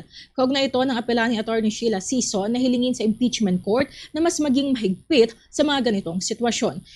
Ipinaliwanag din ito ang ginawang online post ni Ligutan ay mula sa kanyang pananaw bilang isang propesor sa law na naniniwalang hindi pinapayagan ang misleading question sa anumang korte. Ayon pa kay Chua, hindi dapat palakihin pa ang mga ganitong usapin lalo't nalalayo ang paglilitis sa pangunahing layunin nito kundi ang maipalabas ang katotohanan sa likod ng pondo ng bayan na inilaan sa Office of the Vice President at Department of Education. Kaugnay niyan, pakinggan natin muli ang naging pahayag ni House Prosecution Member at Manila 3rd District Representative Joel Chua. Well, kanya-kanya kasi na interpretasyon yan pero sa aking banda, wala naman ako personally, wala naman ako nakikitang masama doon. Sinasabi lamang niya bilang isang profesor ng College of Law sa UP ay sinasabi lang niya siguro na sa lahat ng estado ay hindi po pwede talaga ang misleading question. So wala naman siyang pangalan na binanggit. Kaya tingin ko dapat ito yung mga bagay na hindi naman dapat pinalalaki. Dapat nawawala kasi tayo dun sa focus ng mismong discussion which is yung confidential fund. So yung mga misleading, yan mga bagay na yung mga abogado lamang nakakaunawa. Parang medyo nalilihis na yung usapin. Hindi naman talaga yan ang pinaka main course dito. Ang pinag-uusapan dapat natin dito kung tama ba o hindi yung paggamit ng confidential fund ng Vice President. So sa akin, puro pampagulo lang ito Para sa Bombo Network News, ito si Bombo Cindy Graida. And this is Bombo Radio Philippines, the #1 radio network in the country. Your trusted source of news and information. Basta Radio, Bombo! Bombo Sports News.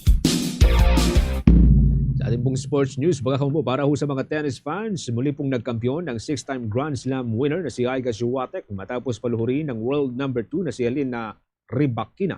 Yan po yung naganap sa May Finals ng National Bank Open. Tinapos ni Swiatek ang laban sa dominanteng score na 6-2, 6-3. Dalawang version lamang ho ito. Yan ay nangyari lamang sa loob ng 75 minuto kaya hindi po gaanong nagtagal ang finals. Dahil sa maagang pagkakamali at double faults nitong si Rybakina, agad na nakakuha ng momentum ang Polish star upang dominahin ang kabuuan ng naturang match. Hindi na nakabawi pa ang world number 2 sa pag-usad ng finals hanggang sa tuluyang itinanghal ang 6-time Grand Slam winner bilang panibagong champion. Ito ang kauna-unahang Women Tennis Association title nitong si Swiatek ngayong taon at ang kanyang ika-12 Women Tennis Association 1,000 crown sa kanyang karera o sa kanyang professional career. inasang muling haharap ang bagong champion sa nalalapit na US Open kung saan maraming tennis star ang nakatakdang maglaro. Sa isang pahayag matapos ang final, sinabi ni Swiatek na malaking bagay sa kanyang panibagong panalo matapos ang ilang buwan na pagsubok at yung mga serye ng pambabatiko sa kanya ng kanyang mga kritiko lalo na sa online.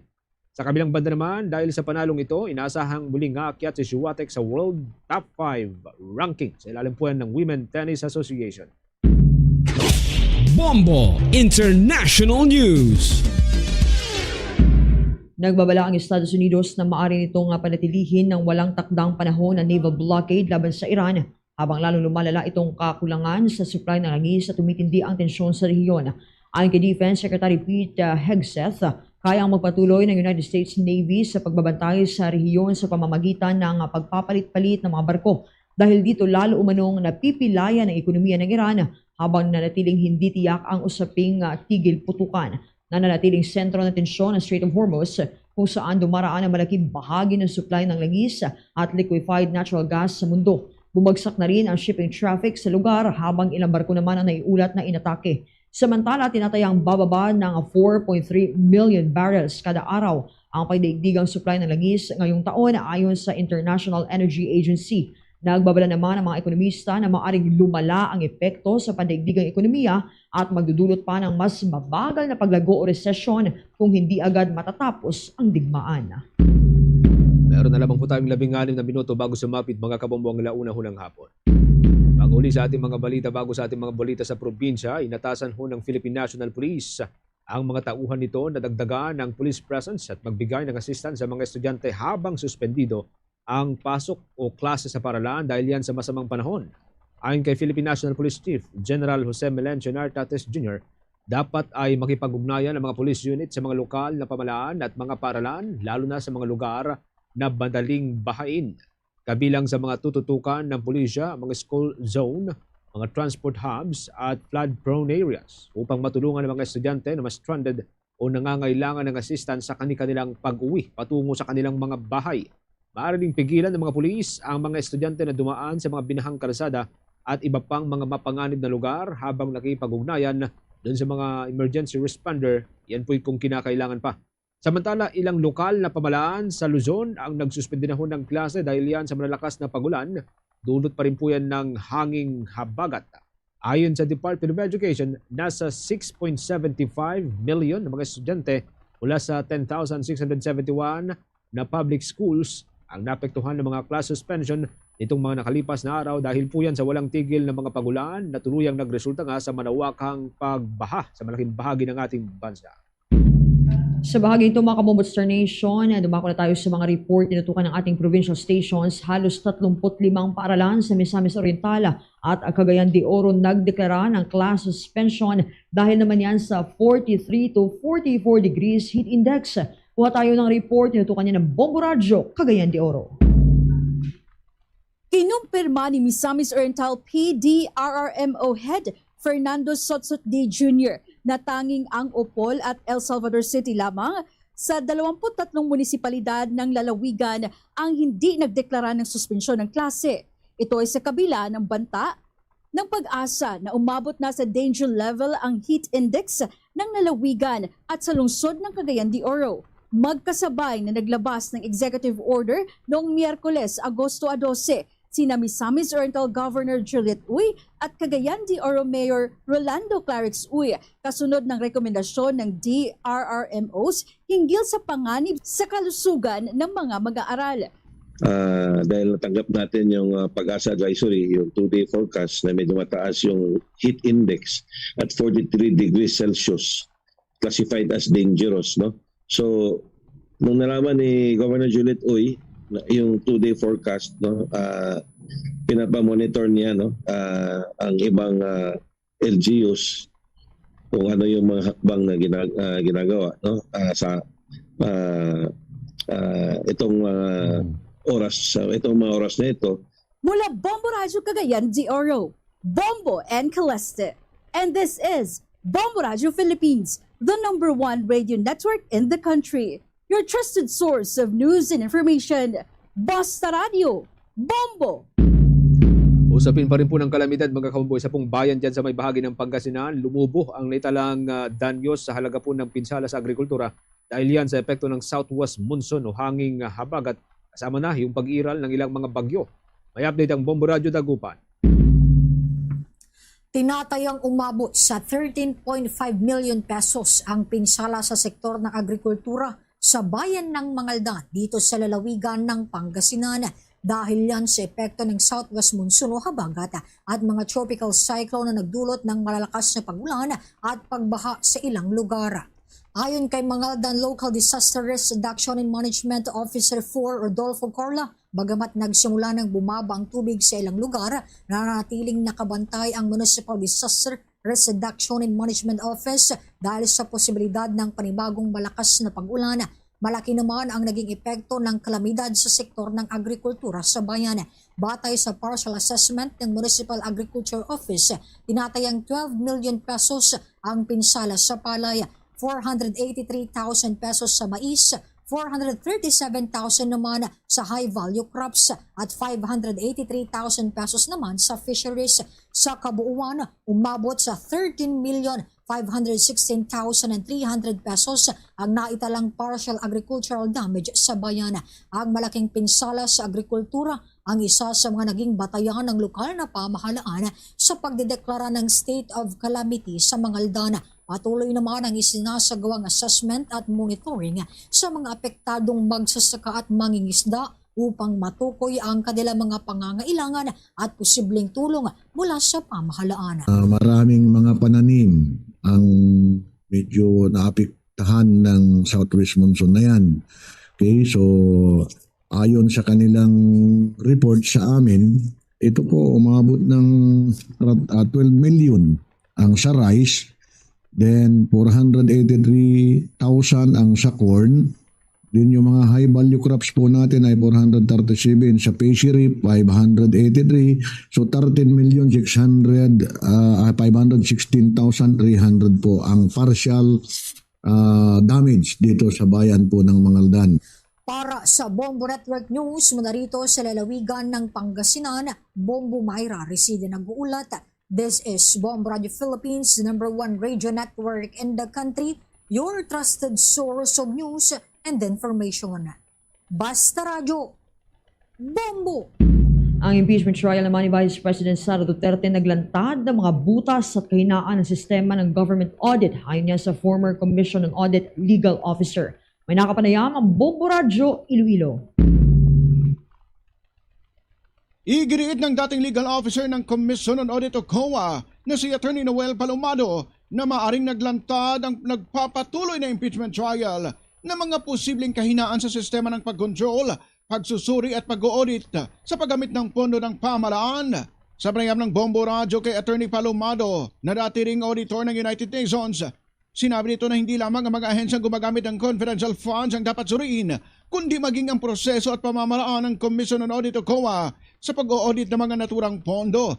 Binigyang diin din ng Bombo Abogado na hindi dapat nagtatapos ang audit sa pagtukoy kung ang isang transaksyon ay sumusunod sa mga probisyon ng umiiral na joint circular. Maaari rin umano magsagawa ang mga auditor ng mas malalim na pagsusuri upang matukoy kung ang mga gastusin ay tunay na lehitimo at kinakailangan at kung hindi kabilang sa mga gastusing irregular o unnecessary. Iginiit din ni Palomado ang kahalagahan ng regular na pagre-review sa mga polisiya at mekanismo ng pamahalaan, lalo na kung may mga nakikitang puwang o kahinaan sa kasalukuyang sistema. Aniya, maaari ring repasuhin ang saklaw at pamamaraan ng audit ng COA upang higit na mapalakas ang transparency, accountability at wastong paggamit ng pondo. Bilang Constitutional Commission na may mandato sa pag-audit ng pondo ng pamahalaan, sinabi ni Palomado na mahalagang gamitin ng COA ang buong kapangyarihan nito upang matiyak na ang bawat gastusin ay lehitimo, kinakailangan at naaayon sa interes ng publiko. The auditor is not preventing from doing such other audit procedures to prove,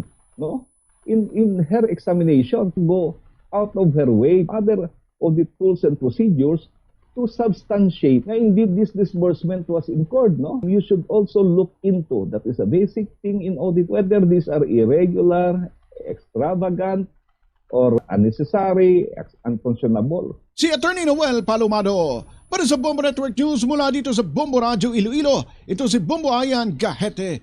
This is Bombo Radio Philippines, the number one radio network in the country, your trusted source of news and information. Basta Radio Bombo! Diyan naman sa may probinsya po ng Cebu, mga kabombo, meron pong hanggang sa 240.6 million pesos na halaga ng ilegal na sigarilyo ang sinira at buhay nakumpiska sa syudad ng Mandaue. May update ang Bombo Radio Cebu. Tinatayang 240.6 milyong pesos na halaga ng iligal na sigarilyo ang nakumpiska ng Bureau of Internal Revenue at ng mga law enforcement unit sa isang bodega sa North Reclamation Area, Mandaue City, Cebu kahapon Agosto 13. Ang pagkumpiska ng mga sigarilyo ay pinangunahan din ng Department of Finance Secretary Frederick Go, BIR Central Visayas Director Douglas Rufino at District Collector ng Bureau of Customs Port of Cebu na si Attorney Zay Cari de Guzman. Sinabi ni Director Rufino na 7 individual na umano'y sangkot sa pagbebenta, paghahatid at paggawa ng mga iligal na sigarilyo ang inaresto at kinasuhan sa ilalim ng Republic Act 10863 o ang Customs Modernization and Tariff Act. Dagdag naman ni Secretary Go na ang mga sigarilyong walang buwis ay maaaring makabawas sa kita ng gobyerno na para sa mga programa at serbisyong pampubliko. Kaya naman binigyang diin ito na bukod sa pangungulekta ng buwis para sa mga serbisyong pampubliko, itinutulak nila ang mga ito dahil ang mga sigarilyo ay nakakapinsala at nagdudulot ng panganib sa buhay ng tao. Agencies, the BIR and the BOC, together with the Department of Finance to collect revenues for the country. These revenues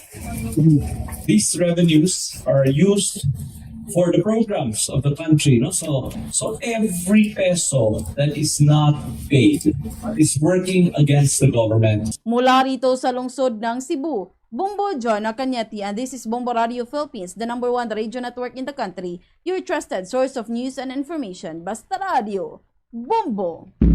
Ito naman 2 dekadang batas sa solid waste management bigo sa layuning mabawasan ang basura ayon yan sa Ban Toxics. May report ang Bombo Radyo Tugigaraw. Iginiit ng environmental group na Bantoxics na bigo pa rin ang 20 taong Republic Act 9003 o ang Ecological Solid Waste Management Act na makamit ang pangunahing layunin nitong mabawasan ang basura.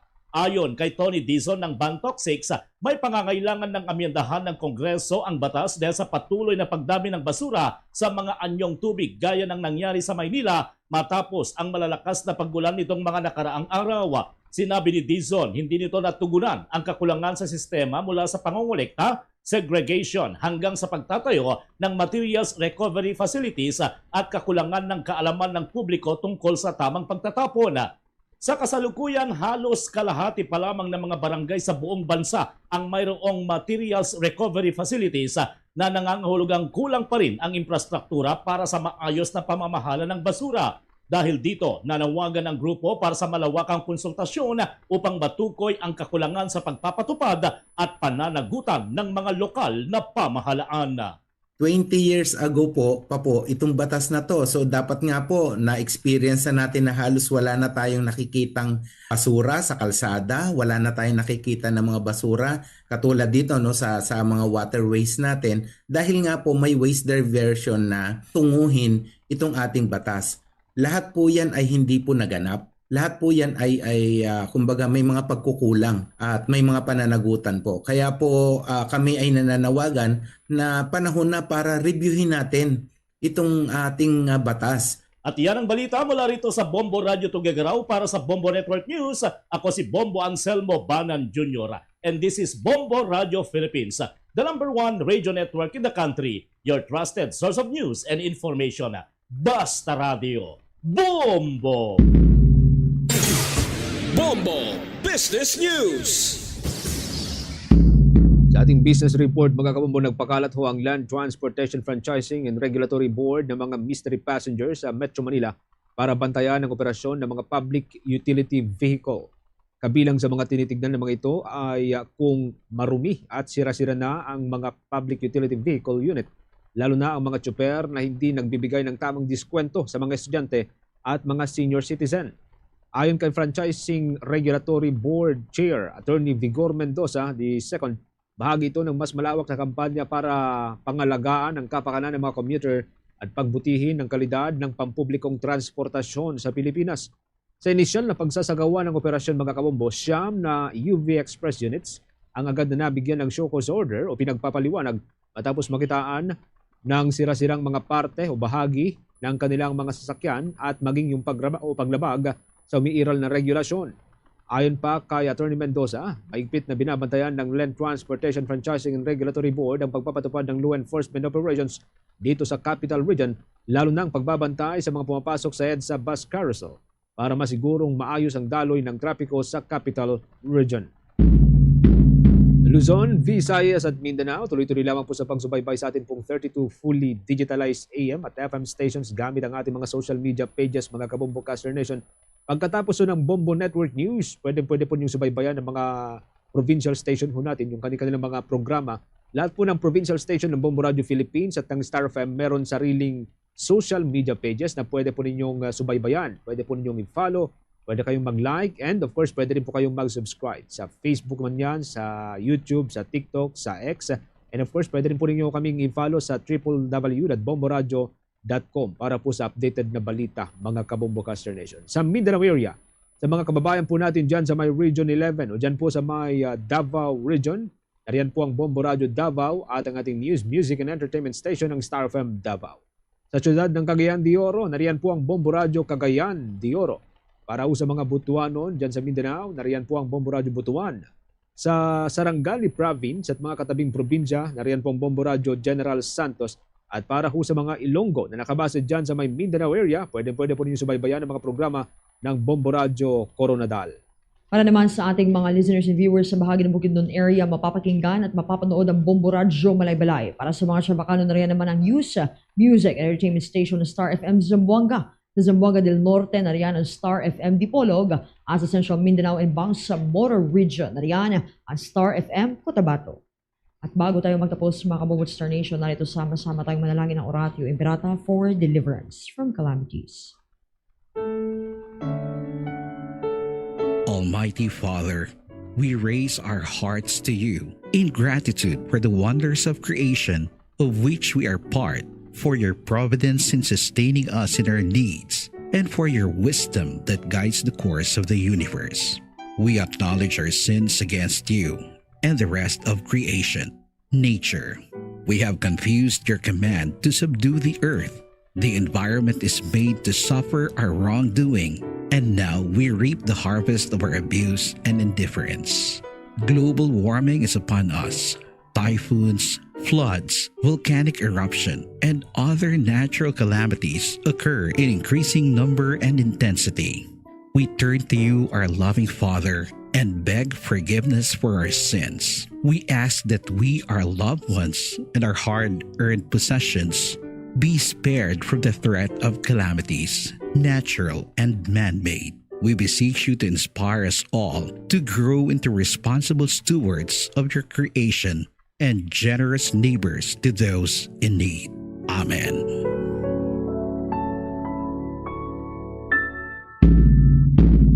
Manatili pong nakasubaybay sa Bombo Radio Philippines at sa Star FM mga kabombo. Abangan din po mamayang gabi ang Bombo Network News Evening Edition. Magsisimula po yan alas 6 ng gabi hanggang alas 7 ng gabi. Ito po ang ating regular newscast pagsapit po ng gabi kung saan mas maraming mga balita at mas maraming impormasyon ang inyo pong matutunghayan. At yan na pong kalipunan ng ating balitaan para sa pangtanghaling edisyon ng Bombo Network News. Ang back-to-back winner sa Catholic Mass Media Awards bilang Best News Program.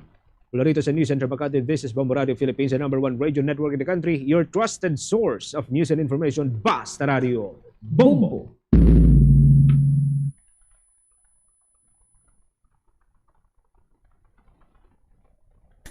Oras sa Bombo Radio Iloilo, Philippine Standard Time. 1 minuto na nakaligad sa takna siningalaw na. Balik diri sa pagpangalagad sa Bombo Aray sa Udto sa DYFM Bombo Radio Iloilo standby. Sa kaya Bombo Jomar Villa sa mga balita kag impormasyon. Istorya naton sa aton sining pagpangalagad ining kontrobersyal karon nga ginaproponer nga pagtukod dira sa data center sa Banwa sa Uton. Di natunga karon ang natunga sini karon ang opinyon sa mga pumuluyo dira mayara sa pabor, mayara man sa hindi pagpabor. Pero gindiga diri sa Vice Mayor ang mga disbintaha kung mayara sa nasambitan sining data center sa aton sinikaron niya nga mga kauturan.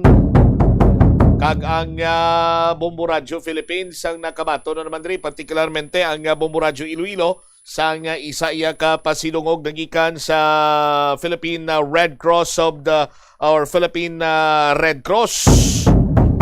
No, bilang top performing blood donation na partner sa Western Visayas mga biyan, no? Or diri sa Western na Visayas. Standby kamo kay Chekeron aton dugang sining mga balita kag impormasyon diri man sa aton sining pagpangalagada.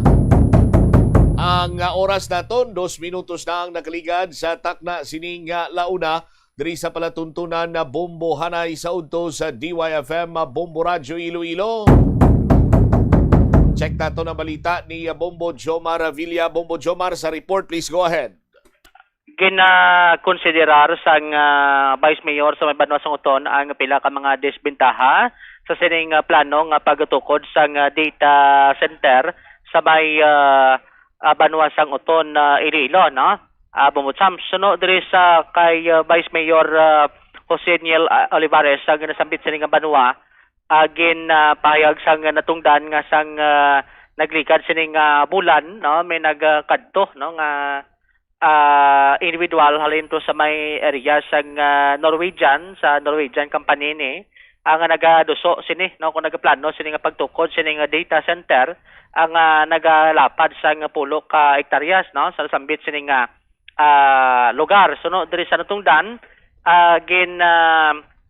pahayag ni Vice Mayor Olivares nga hindi pa di siya dali-dali, no, mapatuman gilayon bangod kati madamo pa, no, malawig pa ni ang proseso nga pati kayo no, isa gani karon sa gidalantaw ang pagpatuman o kanining patigayon, no, sang meeting, no, sa may barangay sa dito koron, no, ining nasambit sining proyekto sa may bahin karon sang Banwasang Uton. Bubusam lakip sini ang mga pumuluyo, mga residente kag subong man ang mga opisina, no, ngara sa idalom karon sang local government unit, no, kag at the same time mga barangay officials man sang Abilay Sur sa may nasambit sini nga Banwa. Suno diri sa kay Vice Mayor Olivares, isa diri sa gina-considerar sining mahimo sining mga disbintaha. Una ti ang sa supply sang kuryente bumbutsam so isa man na sige na consider sini karon kay kun lang tawon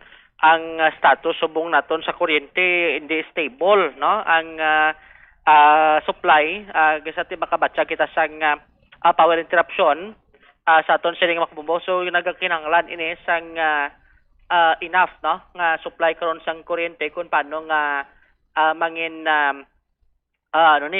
mangin successful kag mapatuman ining proyekto kung ma-comply ining mga requirements, no. Ang ikaduha, ang isa sa mga gilantaw sini karon bumbutsam amo ang pag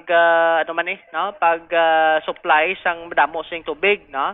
Kay kun hina kag daw gamay kuno supply, ang tendency sinati hindi mayo ang palakad, no, sinasambit sini karon yang proyekto ang operation bumbutsam. So nagakinanglan kay may mga pumping station makuno sila sa area ang yasang Metro Pacific, so mo nang utilize, no, kag mahimo sining dugangan. So mo na gina-consider pa kun bala mapektuhan man ang supply no sa tubig dra sa may Banwasang Uton Iloilo. So mo ning mga pila ka mga ginalantaw sining mga disbintaha bumbutsam sang busy alkalde kag same time sunod sa iyati may mga benepisyo man, no, kangay sang employment kay based diri sa pagpungusisa naton do nagakinanglan isla once kung mag ma-operation na do mga 100 masobra, no, ka mga empleyado ang kinanglanon sa nasambit sining data center kag dugang pa pananglitan kung probahan bumutsam ang isa man sige na consider siniti ang presyo no sang mga land mga propiedad sa duta ang ginlantaw nga may posible, no, nga pagsaka pananglitan kung install na kun matukod na ining gina plano no nga data center sa nasambit sini nga area. Kag subong man ang ginahambal man rin ni Vice Mayor Olivares ang area nga pagatukuran very accessible no sa mga residente kay tiulon hala ni sa pakyad no boundary ni siya sang syudad kag sang banwa sang uton at after sang pakyat ti lupos na sa may Abilay no Abilay Shore sa may nasambit sining banwa pwede ka makaagid diri sa may Sunset to lapos diri sa may Kalahunan lapos sa may Abilay no kun diri sa may Bawan pwede man Mandurriao going ni siya sa may banwa sang uton Iloilo Bumbucham. Arebla no ang kabahin sang pahayag ni Vice Mayor Joseniel Olivares sang banwa sang uton sa may interview diri sa Bombo Radio. Ang mga nakita nga mga issues na gina-present no sa komitiba na ini kinanglan sang dako nga kuryente. O nalipat na ko kumpilato no pero nagsignify na kaning Eleco. I think kung may ara to sa ilang application nga nagsignify ang Eleco nga ma-provide nila ang electric capacity nga gusto sang sining kompanya. Si ang mga pumuluyo ano tawag sila daw apprehensive sila kay may gaban out winan pa sang sining proyekto. Yes. Amoy na. Kad ang isa pa gid ang tubi man nga i-provide sang PIW, MIWD kay ina magagikan man mismo sa amon diri nga mga amon nga pumping station. 4 ka pumping station sang MPIW diri sa Uton. Most likely kung madayon ina madugang pagid ang drilling sang volume of water sa sining nga mga pumping stations agud i-supply sa sina ang AI hyperscale project.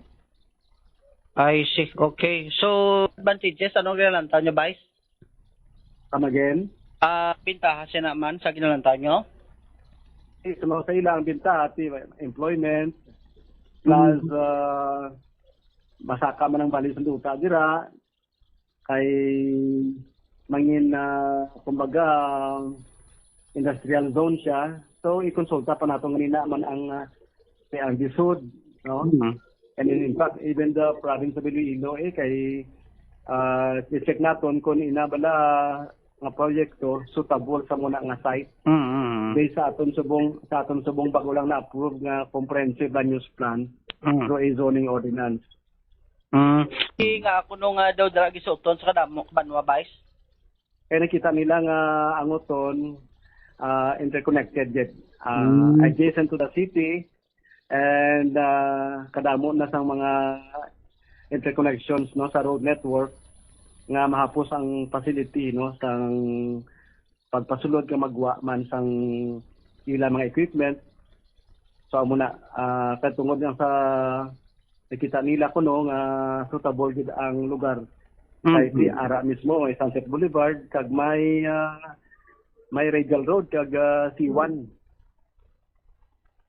Nabatian si Vice Mayor Joseniel Olivares sang banwa sang uton Iloilo Bumbucham. So overall loyag lang klaroon sang Vice Alcalde kay iban sila karon daw nagahambal nga daw pasugot na no kon may desisyon nga magatukod sining data center Bumbucham pero tiging klaro sang Vice Alcalde nga ara pa lang no sa consultative meeting stage ang banwa kung sa dinti subong ganing hapon mera sa mga pagtelefon kung paano nga maistoryahan no kag may balaod man ang concern sa nga pila ka mga residente involved sa mga opisina sa idalom sa local government unit Bumbucham agud nga ti mahisayran kag mahibaluan man no kung ano ang ilaman sa nga sentimento Bumbucham ti sunod sa alkalde o kung sa vice alkalde mahulat lang na sila no kung ano mangin resulta dalagan karon sa patigayonon sining consultative meeting sa may Abilay Shore sa may banwa sang uton subong sining hapon Bumbucham. All right, now ang mga disadvantage naturalmente sa investment bisan ano pa man ina duwa man lang ang labing importante Bubujo Marmo ang dapat mapasiguro mo nga mayara ikaw sang nagakaigo sining or stable estable ang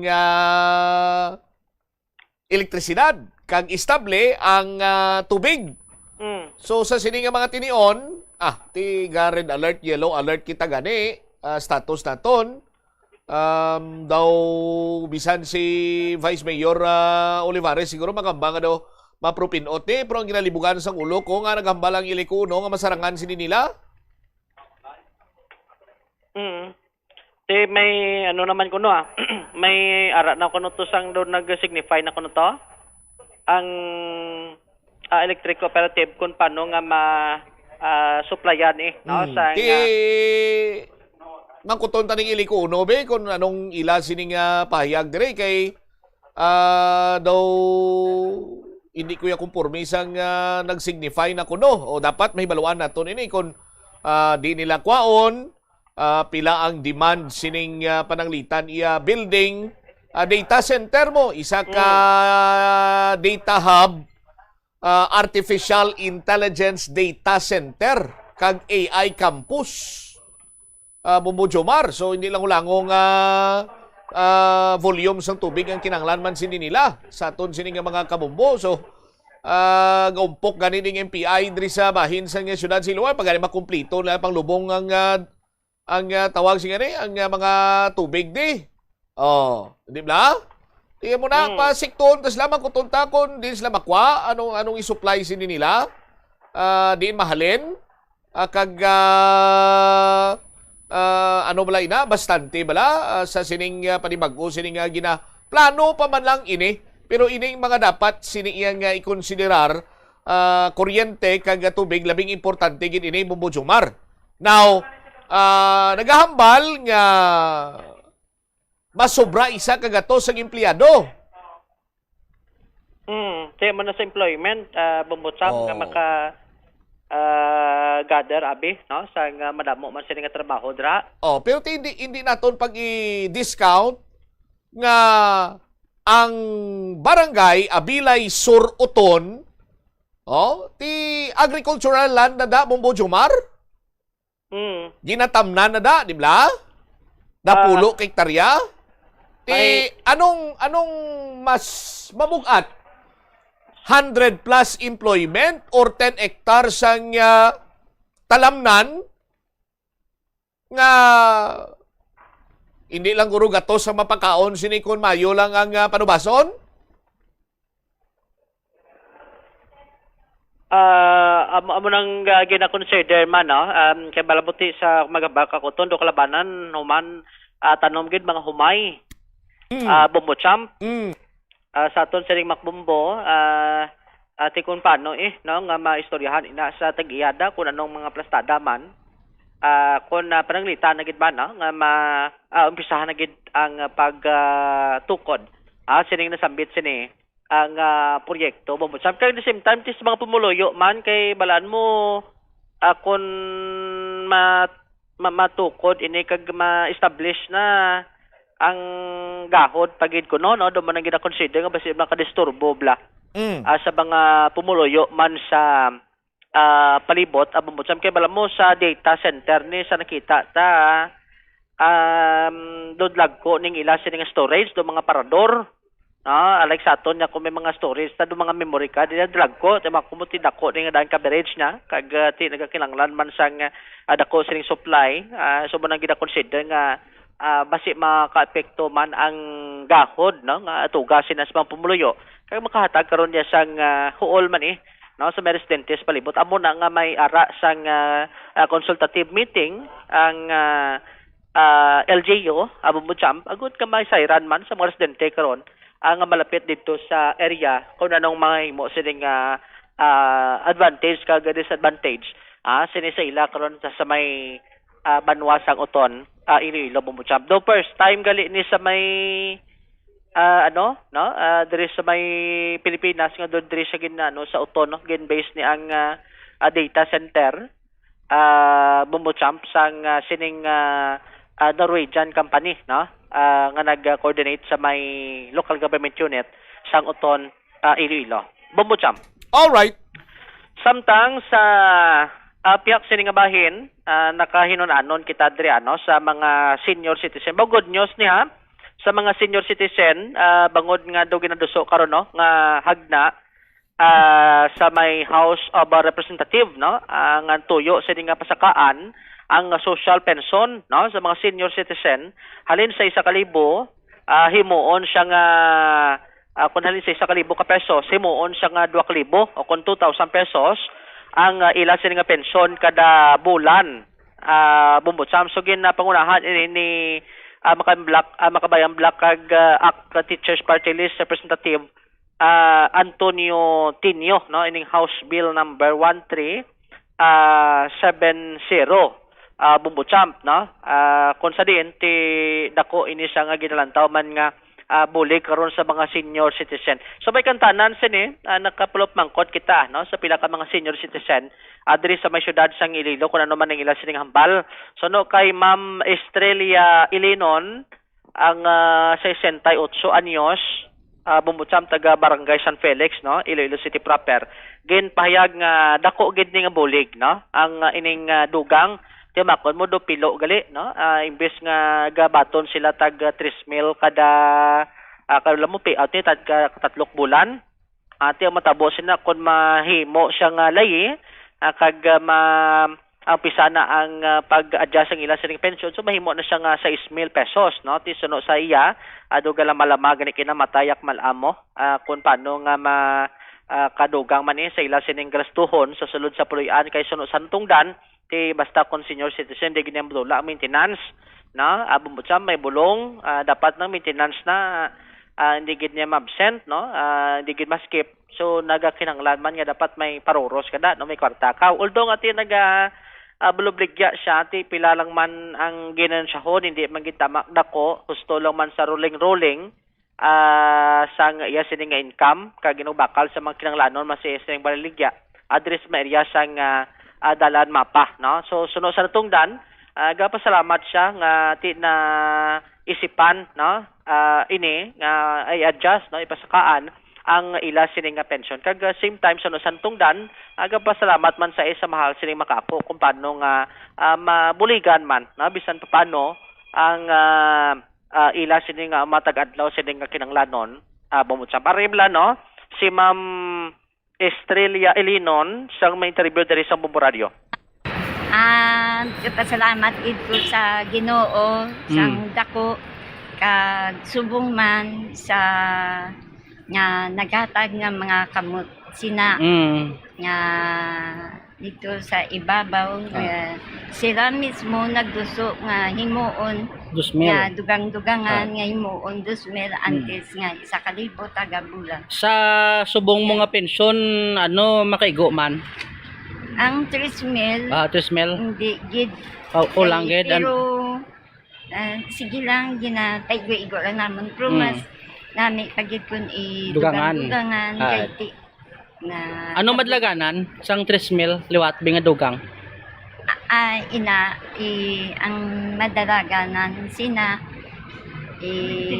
amon nga maintenance bakal namon sang amon nga maintenance magulong sang amon mga pagkaon kag kinanglanon sa sulod sang balay ngamon na tapos subong bisan amon na ni ang edad ko nga 68 na ako pero medyo ang Ginoo gid hatag man sang kapagsik sa amon ka nagawlo negosyo man kami maintenance maintenance mo bulong ang losartan para sa high blood no hindi ka lang perme mogtasa no na ako nga daan balatian niya high blood mo magday na relax lang kada na dapat may bastante adlaw gid ang bulong mo no oo kay hindi maskip untatan mo grabe kun untatan Victor mo man lingin ulo ko na matumba ko amo na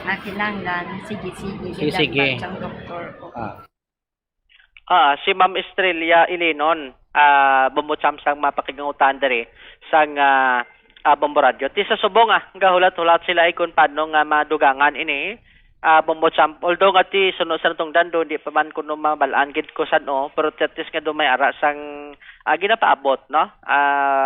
Ang mga senior citizen kung paano nga makabaton sining dugang sining kabalan ta dugin dugangan pani sa nagligad mo, no? Ligad so no nagid ning pag implement sang social pension sa mga senior citizen do unanin do 500 kun di ko masala, tapos do nahimo 1,000.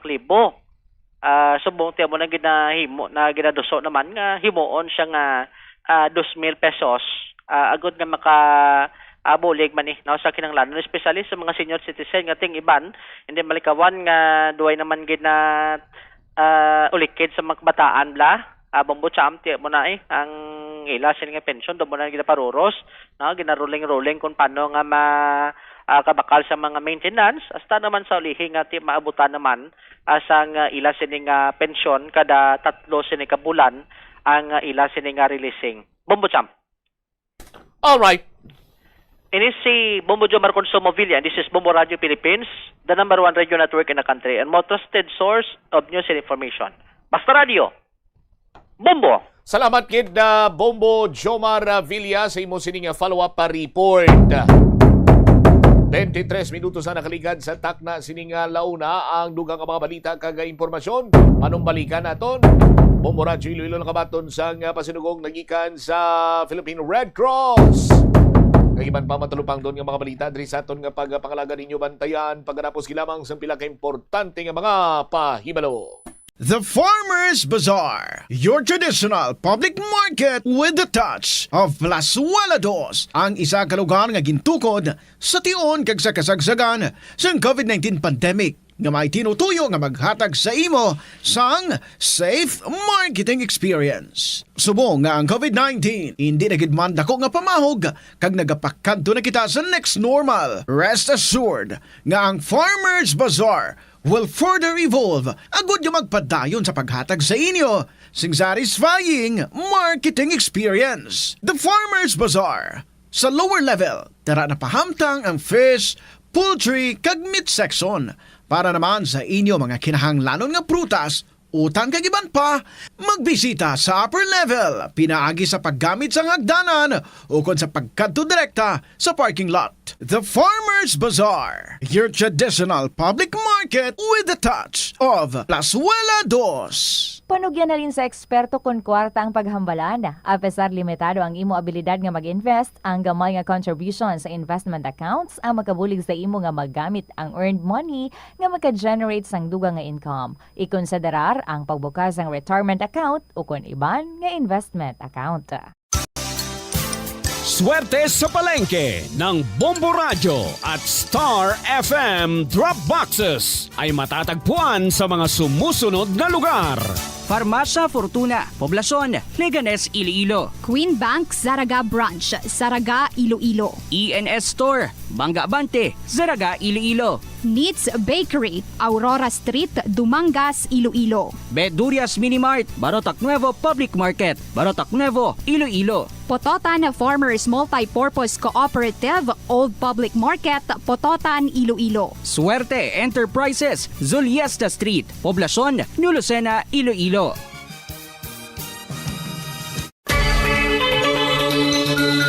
I-off ang suga sa wala ginagamit nga lugar. Patsyon ang suga sa restrooms, pantry, hallway, o kon meeting rooms kung wala sang tawo. Mas makinot inis sang sa pabayan lang nga nakabukas ang suga sa bilog nga adlaw.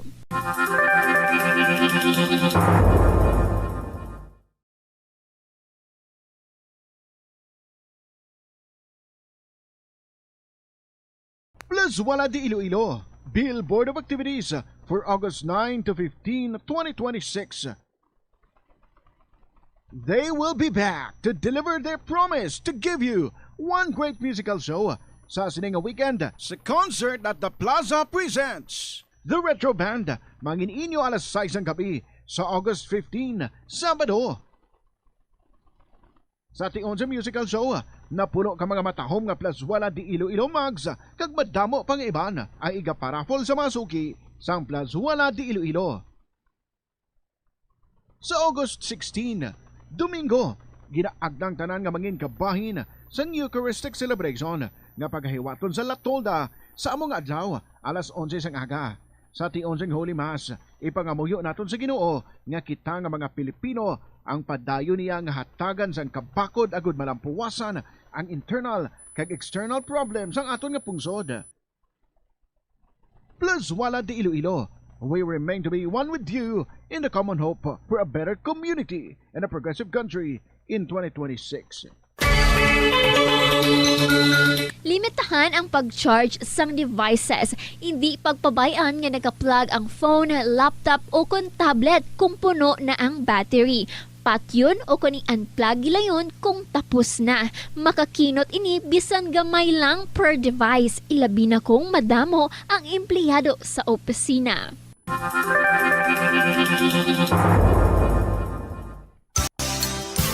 Swerte sa palengke ng Bombo Radio at Star FM Drop Boxes ay matatagpuan sa mga sumusunod na lugar.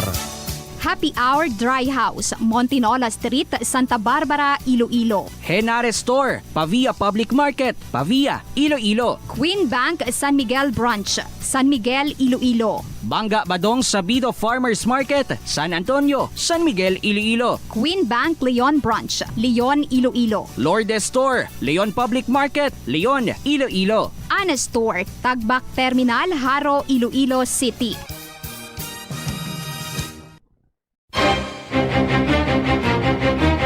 Problema sa susunod, ipabombo!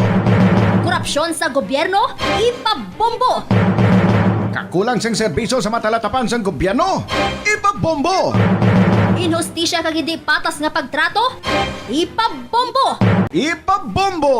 Programa sang Bombo Radio bilang dalampan sang banwa, ipabombo! Ipabombo! Problema sang komunidad, ipalabot naton sa natungdan kag solusyonan, ipabombo! Ipabombo! Diri lamang sa Bombo Radio Philippines, the #1 radio network in the country, your trusted source of news and information. Basta Radio Bombo!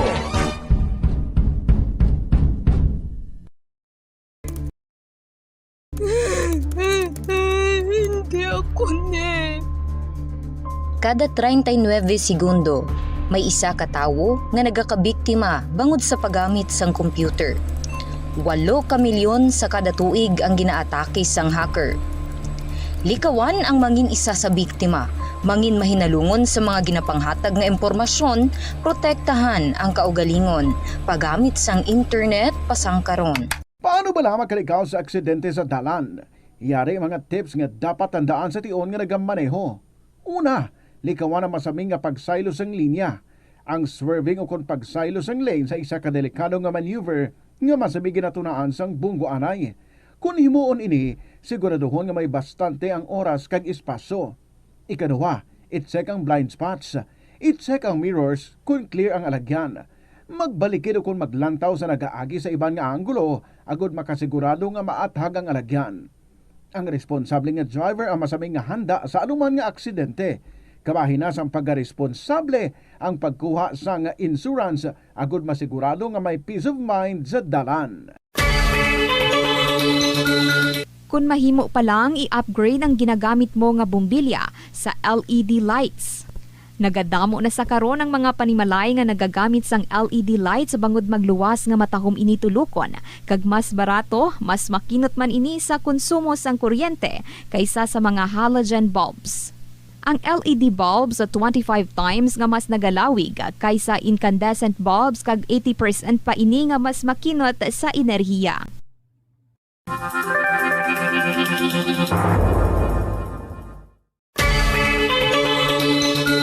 Kung nagabiyahe, dalang salakyan, planuhi ang ruta, kag tingbo ng mga malipot nga ruta, kag isahon na lang, agud makakinot sa gatong.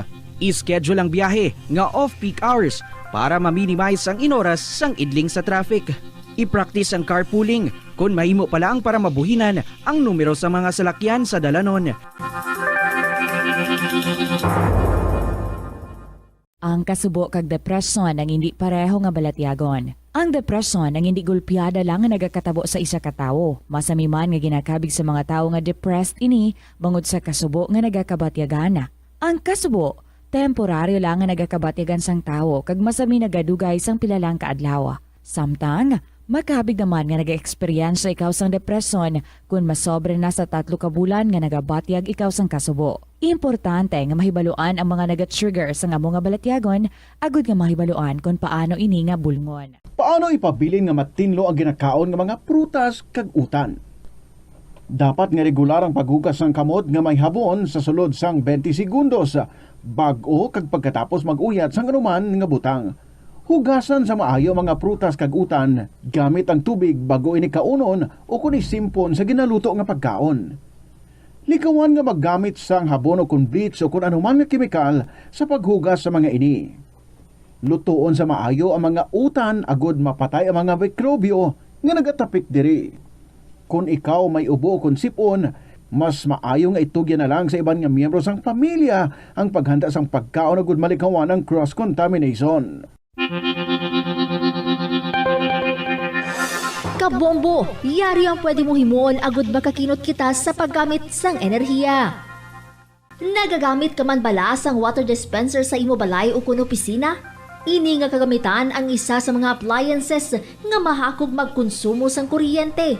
Ang paggamit sang dispenser nga may capacity nga 630 watts ang mahimo makadugang sang tub-tub sa 600 pesos sa imo electric bill. Gani para makakinot sang Oras sa Bombo Radio Iloilo, Philippine Standard Time, 32 minutos na nakaligad sa takna sining launa. Balik diri sa pagpangalagad sang Bombo na sa sa DYFM Bombo Radio Iloilo. Nagapadayon man sa sining matinyon ang public consultation sa may barangay Abilay Sur. No, sa aton sining mga kabombo, standby kay check karon aton ina karon sa aton sining mga kabombo kay kadamaan sa mga residente dire ang nagapamalabag kag hindi iya pabor sa sining pagtukod sang 50 megawatt artificial intelligence data center and AI campus sa napulo kay hektarya sining agricultural site sa may barangay Abilay Sur, Uton, Iloilo. Sa aton sinikaron niya nga mga kabombo, although may mga ginpangdiga na nga mga bintaha kag disbintaha, sa aton sining mga kauturan wifi ini maka first base ining Norwegian company or ining Norway Green Energy. Sa aton sinikaron niya nga mga kauturan.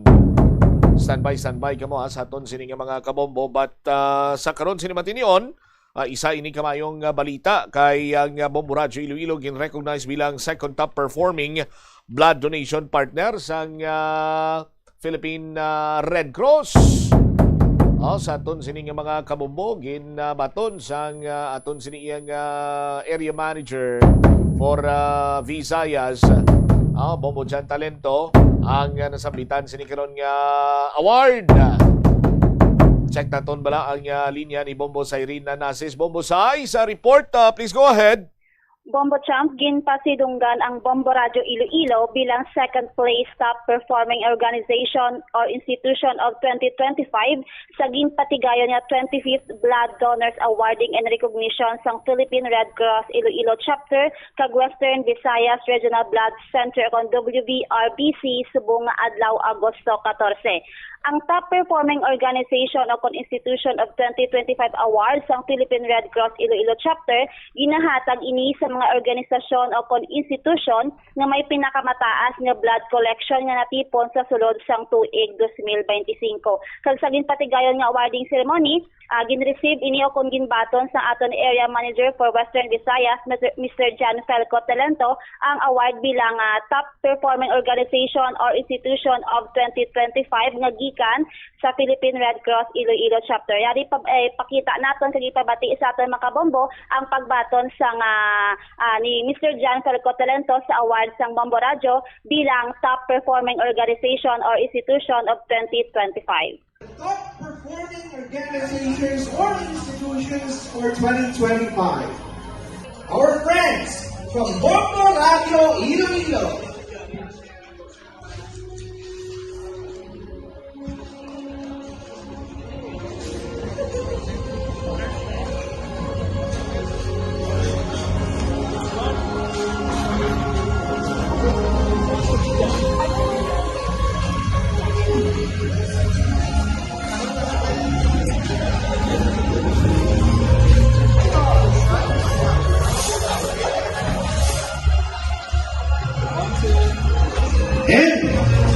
top performing organization of 2025.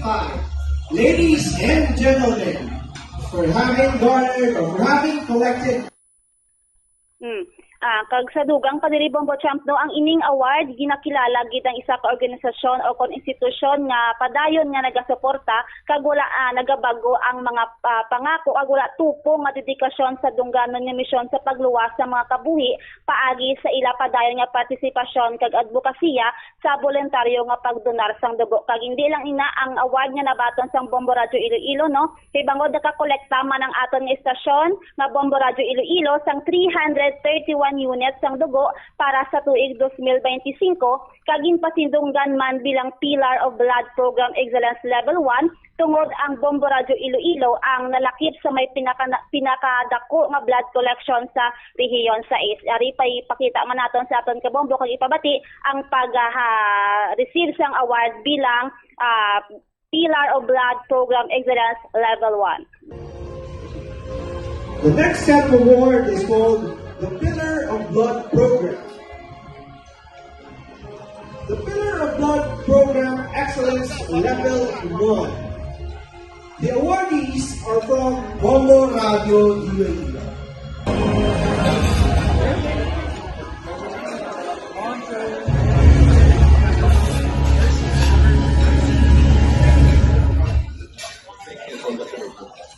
Our next set of sa among ini nga award Bombo Champ no, hindi lang kita top performing nga institution organization diri sa Western Visayas kundi gitagaan man kita award bilang Pillar of Blood Program Excellence Level 1 tungod may 331 units kita nga dugo agin donate diri sa Western Visayas sa tuig 2025 ang ining award ginahatag gid sa mga partner agencies sa mga Philippine Red Cross nga nagapakita sa nga padayon man nga suporta kag dedikasyon sa voluntary nga blood donation kag nakipag-angutan man naton si Dr. Carlo Nolan Carado, Philippine Red Cross Blood Center Manager kag suno diri sa iyaging pahayag nga ang ginpatigayon nga awarding and recognition program iniagod pasidunggan ang mga partner agencies nga nagakandak sang blood donation activities. Kag dugang pa niya ang nakolekta nga mga dugo ginadistribute sa mga nagkalain-lain nga mga hospitals diri sa Western Visayas kag mga pasyente nga nagakinahanglan. Kag ang awarding ceremony nga ginpatigayon diri ginhiwat sa may Junior Hall, Diversion 21 Hotel Mandurao, Iloilo City bilang pagpasidungog man sa iban pagining mga partner agencies nga naga-blood donation kag paagi sini madamo gid sa mga kabuhi ang maluwas kag paagi lamang sa pagboluntaryo kapag donar sang dugo. Yari pamatian naton ang nangin pahayag ni Dr. Carlo Nolan Carado, Philippine Red Cross Blood Center Manager. Hindi na to na award no na health naton diri sa mga activity center. This is for the recognition of all the partners naton na nag-organize sa mga mobile blood donation activities in which ang ato na collected na blood units pang distribute natin sa mga different hospitals sa mga pasyente nagakilanlan.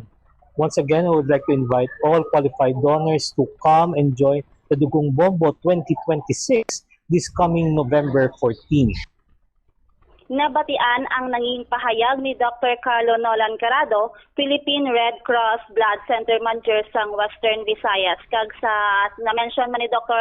Carado, ginaimbitahan man nato ng aton mga kabombo nga magpartisipar o kon mag-voluntary sa padunar sang dugo paagi sa aton programa nga Dugong Bombo 2026 nga pagahiwaton sa Nobyembre 14, 2026, Bombo Champ. All right. Ini si Bombo Sairin Nasis, and this is Bombo Radio Philippines, the #1 radio network in the country. Your trusted source of news and information. Basta Radyo, Bombo! Salamat gid na Bombo Sairin sa imo sining balita.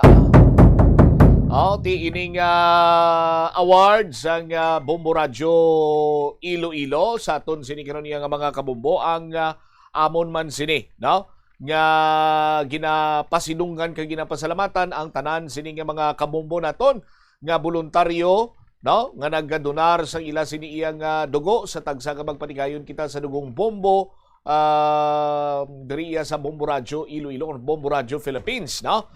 Bombo or Dugong Bombo, a little pain, a life to gain kon wala sa aton sini nga mga blood donors, no? Sa aton sining mga kulturan, yung mga kabumbo naton nga nagaupod gid every year nga nagadonar sang ila sining dugo pinagi sa dugong bombo.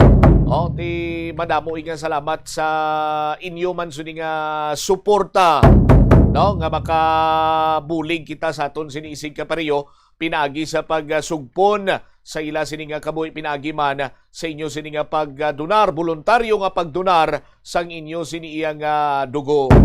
So as early as this day sa aton sining mga kabombo ti nagapang imbitar ang Bombo Radio Philippines, ang Bombo Radio Iloilo sa aton sining mga kulturan nga by November 14 magapanigayon na naman kita sa dugong Bombo 2026. A little pain, a life to gain. Ang imo siniyang dugo sa ranggid nga magkasugpon sang gabuhi sang imo siniisig kapareho pinaagi lamang sa pagdonar sang imo siniyang dugo. Gamay nga sakit pero makasugpon sang kabuhi sang isig kapareho. Amo inang isa sa mga ginakabigman nga pagkabaganihan para sa imo siniisig kapareho ang masalbar mong iya sining kabuhi pinagi sa pag voluntaryo nga pagdonar sang imo siniyang dugo. 42 minutos na ang nakaligad sa takna sining launa driman sa palatuntunan Bombo Hanay sa udto sa DYFM Bombo Radio Iloilo. Standby sa aton sinikaron niya nga mga kasimanwa sa dugang nga mga balita kag impormasyon. Katulad na gid lamang sining nakalusot na karon sa third and final reading House Bill number 9532 or ining Universal Access to Digital Academic Learning Resources Act, no? Nga magahatag sang libre sining high-speed Wi-Fi kag digital textbooks sa mga estudyante sa pampubliko kag pribado siniya nga kolehiyo. Sa aton sining mga kasimanwa, ti amo nang isa man sa mga luyag sini nato na banwa kag madugay na naton nga handom nga mayara sang libreng high-speed Wi-Fi para sa aton siniya nga mga learners. May ara kita sang winner, no? Sa aton sini nga mga kabombo, standby kamo kay mag-award kita sang premyo sa aton siniyang winner diri karon sa pagpangalagan man sang Bombo Radio Iloilo. Ang iya sining premyo is 500 pesos cash kag syempre ang limited edition nga Bombo Radio portable radio. Portable kay bisan din lang pwede mo madala sa aton sining mga kasimanwa. Why ni malansang sa isa lamang ka istasyonan. May AM, FM pa ini. May LED light, may flashlight, rechargeable kag mahapos lang bitbiton bangod nga portable. Magluwas sila. May 500 pesos cash ang mabato ng aton sining winner, no? Sa aton sining karon nga mga kabumbo.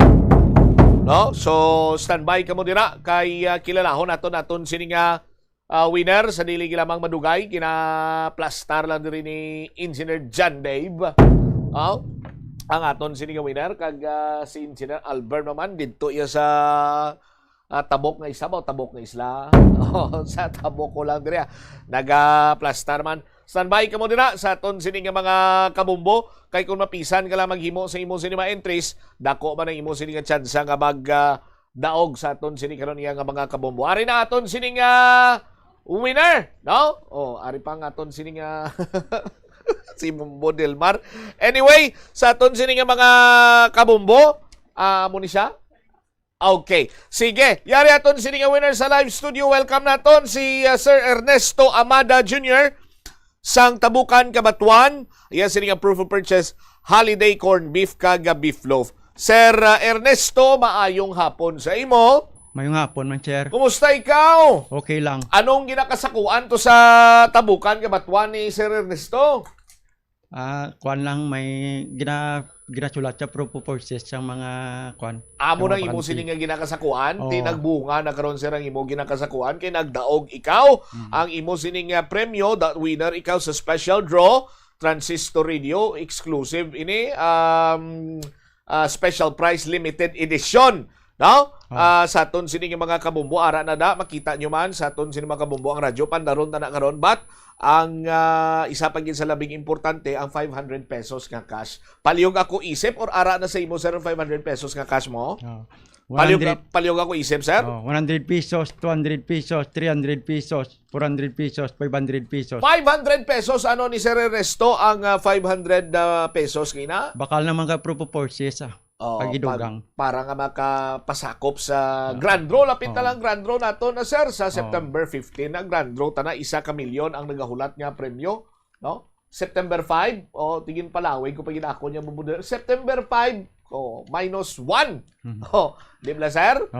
Ang dahaman to, sir, ang mga taga-tabukan, kabatuan nga mag-intra sila nga pareho simo, magdaog man sila. Ginagdaog ang sa kabatuan nga mintra man kamo para makadaog kagaya ko at ilabi na gid pasalamatan ko ang sponsor sa Bombo Radio, Star FM. Basta radyo, Bombo. Okay, dali lang gid sir, pandaron ta na imong radyo para makasigurado ta nga nagapangsyon inaliog ako ka alsaha abe. Dan. Pandaron tabing flashlight anay, flashlight ang naon ta. Ipatubang dito sa kamera na ang LED light gasiga man, gasiga tanan. Testingan tabing radyo be kon gandar. Okay. Ara gandar, liso-liso abi sir kon makuha ang iban ng istasyon. Ilang may magtapos. Bation man sila. Butsilingon. Why na lansang? Patsa na sir?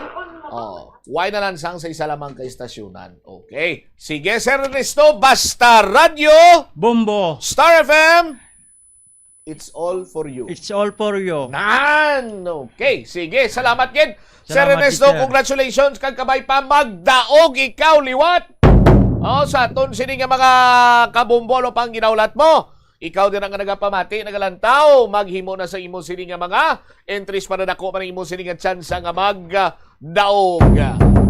49 minutos na nakaligad sa takna sining launa. Palikan tatuanay atong House Bill number 9532. Pasado na ini sa third and final reading sa aton sini karon nga mga kauturan.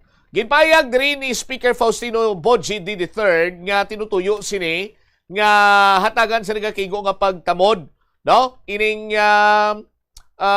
kung syempre kung propagado ikaw medyo disbintaha man simo sa pag-access sang mga learning materials, particularly kung hindi estable, no? Ang internet connection, no? Sa aton sini nga mga kasimanwa. That is why nga labing importante gid sumong makabig na naton karon iya nga nesisidad na ang internet connection. Hindi lang kay basta-basta internet connection, kundi ang makabig sini naton nga maayo, no, stable internet connection.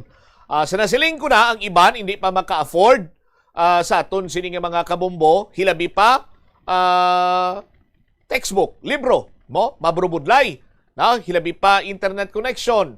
Kung may internet connection, may data ikaw, hindi man maglawig yun, na mag-unli ka, pila man lang, 5 kadlaw, hindi man na mo sina ka dasig yun, sa aton sini nga mga kabumbo. Tila yung indya, kung mayara kita sa pananglitan nga mangin layi ini, no? High-speed wifi, dako gini nga bahin, kag dako nga bulig para sa aton sini iya, nga mga learners. Kag sumong man sa aton sini nga mga estudyante, ang nagpabor sina diri 202 ka mga miyembro sang House of Representatives, waay sang may pamalabag, waay man sang nag-abstain, no? So ginpasa na ang House Bill 9532 sa aton sini nga mga kabombo nga tukod sa National Economic or National Academic Content Repository, no? Kag sa idalom sa Commission on Higher Education, kaupo diri ang Department of Information and Communications, kag subong pa iban nga mga higher education institution sa aton sini nga mga kabumbo. Ang National Academic Content Repository, no? Libre ang online access sa digital textbooks, lectures, or lecture videos, mga ining research papers, no? kag iban pa nga mga open educational resources sa aton sini karon iya nga mga kauturan. Ti Santo Anay isa man ini sa mga sita diri sa previous administration, no, nga kung sa diinti mahal ang bayad naton sa internet connection pero hinay-hinay. Ti subong do medyo naga-ulo improve na nagdasig-dasig na sa aton sini nga mga kasimanwa. That is why nga diri iya sa aton sa pungsod Pilipinas may mga 5G naman kita gani no? Sa aton sini nga mga kabombo kon koneksyon sa internet ang aton sini nga paga-istoryahan. Oras sa Bombo Radyo Iloilo, Philippine Standard Time, 51 minutos sa nakaligad sa takna sini nga launa diri sa palatuntunan na Bombo Hanay sa udto sa DYFM Bombo Radyo Iloilo. Sa mga kabombota, padayon lang kamo sa paghimo sa inyo sini nga mga entries, ang mga proof of purchase nga dapat sini ninyo tipunon, amo iya ang masunod. Sarsaya oyster sauce, Sarsaya oyster sauce para sa kumakapit na linamnam na nagpapasarap ng one-pot dishes kagaya ng fried rice, adobo kag iban pa. Kapit ang sarap, kapit ang saya sa Sarsaya oyster sauce. Duha ka empty sachet sang Sarsaya oyster sauce and 30 grams sarang na nga mangin proof of purchase. Omega Pain Killer. Omega Pain Killer, tuloy-tuloy ang galaw with Omega Pain Killer. Sa aton sinikaron niya nga mga kasimanwa, isa ka cup o kontakop or label sa naman nga size ang Omega Pain sarang na nga sarang na nga mangin proof of purchase. Dr. Wong's Papaya Bright. Dr. Wong's Papaya Bright Whitening Soap. Feel na feel. Mapapayas ka sa Dr. Wong's Papaya Brightening Soap. Yas na yas sa bango, presyo at puti. Isa ka empty sachet, no? Sa nga Dr. Wong's Papaya Bright, isa na ka entry. Di sa aton sini nga mga kabombo, kung matipon mo ina, isulod mo sa sobre, puti, long, no? Hindi ka magamit sa medium or short, long gid puti nga sobre nga long. Kay kung short or medium or hindi ikaw magsunod sa regulasyon sang swerte sa palengke, ti kanugod lang sa imo sining pinangabudlayan to, sulat-sulat ka, di ba? So tandaan gid, ang sobre puti, wala na sang iban nga mga markings dira o kung ano man nga kolor sa aton sini nga mga kasimanwa. Puti lang ini siya. Long, isulat mo dira imo pangalan, address, contact number, week number 6 kita subong ha. Week number 6 kita subong. No? Name of proof of purchase, kag pirmahan. Ibutang mo man ang promo title nga Swerte sa Palengke 2026. Care of DYFM Bombo Radyo Iloilo, Sky City Tower, Mapa Street, Iloilo City. Ihulog ang inyo sini nga mga entries sa designated drop-box sets or drop-box centers malapit sa inyo sini nga lugar. So kagapon Huwebes, ginlibot na sa aton sini nga patrol sa aton sini nga mga kasimanwa ang inyo sini nga mga entries. Kung wa ikaw makahingagaw, hindi magkabalaka. Sarang sa gyapon nga makahulog ikaw sa imo sini nga entries direkta diri sa istasyon sa Bombo Radio. Ano ang sekreto pero nabalaan na sang tanan, damua lang ang imo nga entries nga ihulog para dako man ang tsansa mo nga magdaog. Sa Swerte sa Palengke sa Buwas Gadlaw, dito kita sa may Pavia Public Market, napulo ang mga daog sa nga 1,000 ka pesos nga cash. May 500 pesos nga balor sang gift pack. Ang gift pack ginalakipan ina sang 1 ka balding orokan. May sulod ng 1 ka box sang MS3 coffee nga may napulo naman ka mga sachet. 2 ka pack sang kumiya bihon kag 3 ka packs or 3 ka lata sang holiday beef loaf. May mga pahampang pakita cash prices ang nagahulat para sa aton sini nga mga kulturan. Buwas Gadlaw dito sa may Pavia Public Market, may ara man dira sang free sampling ang holiday, no? Ining aton sini nga sponsor ang Sun Pride Tocino, no? Holiday beef loaf and corn beef may ara man dira sa aton sinikaron iya nga mga kauturan. Si Dr. Wong's Papaya Soap kanto dito. Si Bumbo Cristo may ara si Bumbo Cristo nagligan to nakakwa. Tingala ko doon puti-puti gawang. Abi ano mo man kusina ha?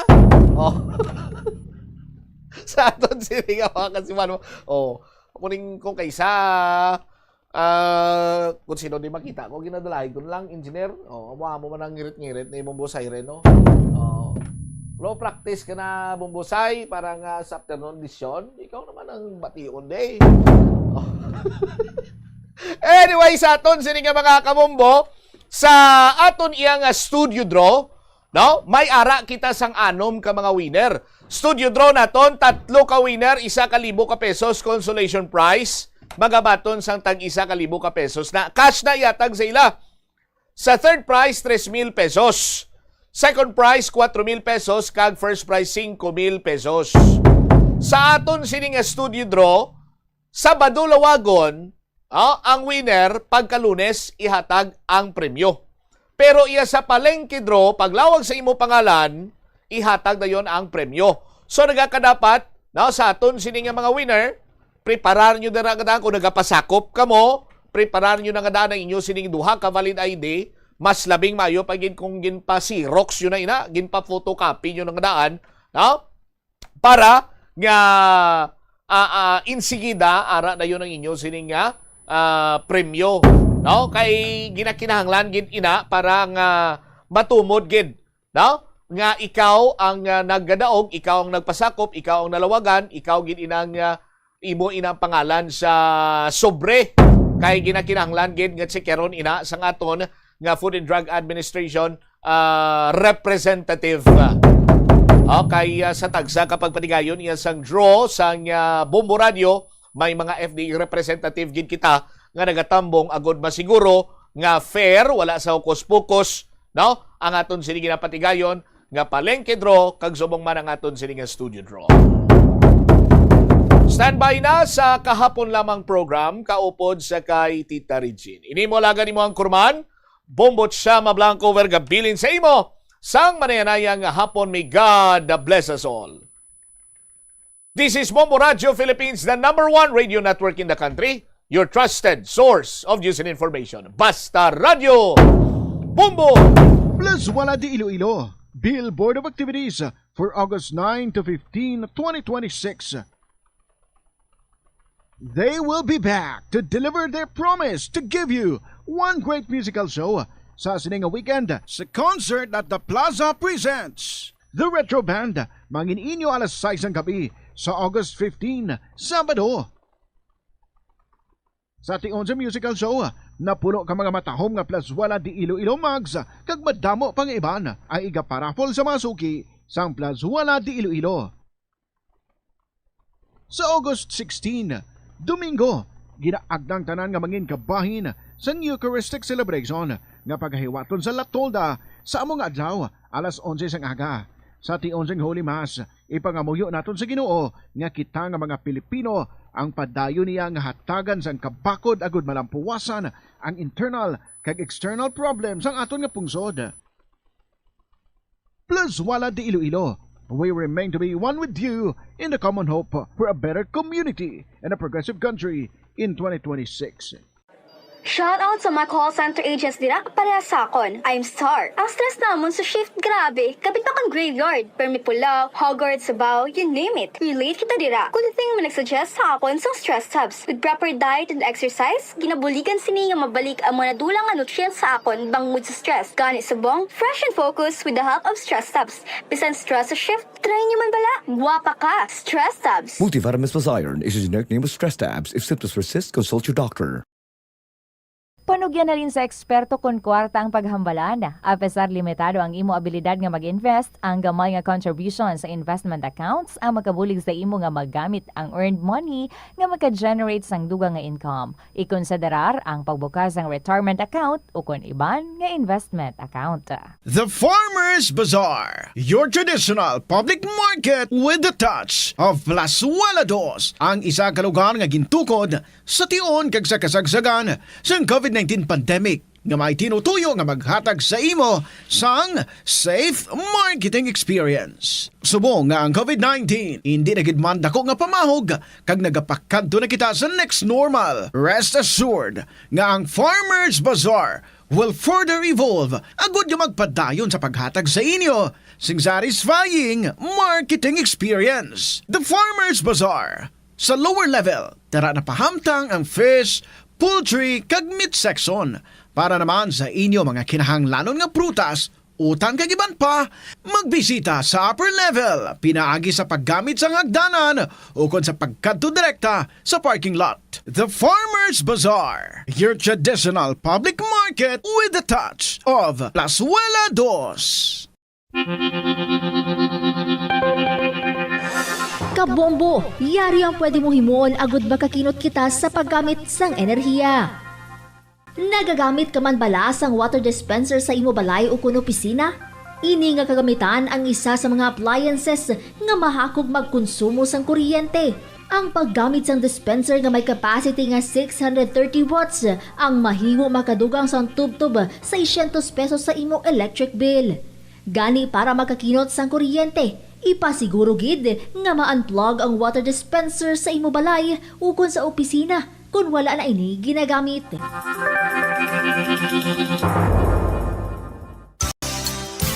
Swerte sa palengke ng Bombo Radio at Star FM Drop Boxes ay matatagpuan sa mga sumusunod na lugar. Francine Store, Gimbal Public Market, Gimbal, Iloilo. Sari-Sari Bread Store, Tejero Street, Tigbawan, Iloilo. Olivares Ticketing Outlet, Oton, Public Market, Oton, Iloilo. Robbie Jane Hardware, Barangay Taniente, Benito, Tubungan, Iloilo. R. Florete Pawn Shop and Jewelry Branches. And Hamtang, Sir Robinson's Main. Robinson's Haro. SM City, Iloilo. Plazuela Dos. Caguanco Street, Iloilo City.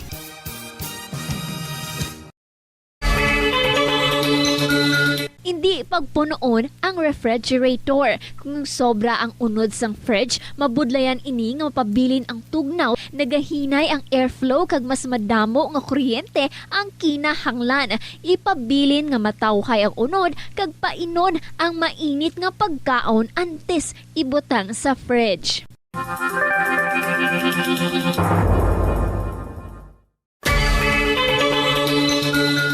Kung nagaluto ka sa kusina, ipasiguro nga husto ang kadakuon o sukat sang kaldero, kasirola o kalaha sa burner nga ginagamit sa pagluto. Makabulig ini para malikawan ang pag-awas sang kalayo sa kilid kag para mas madasig nga maluto ang pagkaon. Sa sili nga pamaagi, makakinot ka sa konsumo sa gatong kag makapamag-an manini sa mga galastuson. Panugyan na rin sa eksperto kon kwarta ang paghambalan. Apesar limitado ang imo abilidad nga mag-invest, ang gamay nga contribution sa investment accounts ang makabulig sa imo nga maggamit ang earned money nga maka-generate sang dugang nga income. Ikonsiderar ang pagbukas ng retirement account o kon iban nga investment account. Kabombo, nagpatakod ka man bala sa energy saving device sa imo balay o opisina? Maghalong ka ha? Kay basi na budol ka. Sunod sa Department of Energy, wala pa sang energy saving device nga nakapasar sa energy label. Bot silingon, kung ina nga device wala sang DOE certification, wala ina nagagana. Magluwas nga hindi epektibo, mahimo pa ina makaguba sa imo nga mga appliances o kung makapataas pa gani sang imo balayran sa kuryente. Gani para makakinot sang matuod sang kuryente, gabuton sa saksakan ang appliances nga wala ginagamit, masami nga tinluan ang aircon filter o kung magamit sang inverter appliances. Tanan kita mayara sang mabulig agud pakibatuan ang climate change. Magamit sang bag nga pwede magamit sang liwat-liwat agud mabuhinan ang plastic bag nga ginahaboy. Bangod dinhi nagatugas ang greenhouse gases. Ikaduha, hindi masumi magamit sang computer. Kung 4 ka oras lamang sa isa ka adlaw ang imo nga paggamit sang computer, makabuhing ka na sang carbon dioxide emission nga 83%. Ikatatlo, kung malapit man lang imo nga kaladuan, mas maayo nga maglakat o kung magsakay na lang sa bike. Magluwas sa makakinot ka na, mabuhinan pang polusyon nga nagatugas ang climate change. Yari ang isa ka praktikal nga pamaagi agud makakinot sa paggamit sang tubig. Pag-usar liwat sang tubig. Kolektahon ng tubig nga gingamit sa pagpanglaba o kung ang tubig nga nagatulo gikan sa aircon. Pwede mo ina magamit sa pagpanglimpyo sa salog, pagflaso kung pagbunyag sang tanom. Ang tubig nga abi mo wala na pulos, pwede pa yagali nga makabulig sa imo palibot.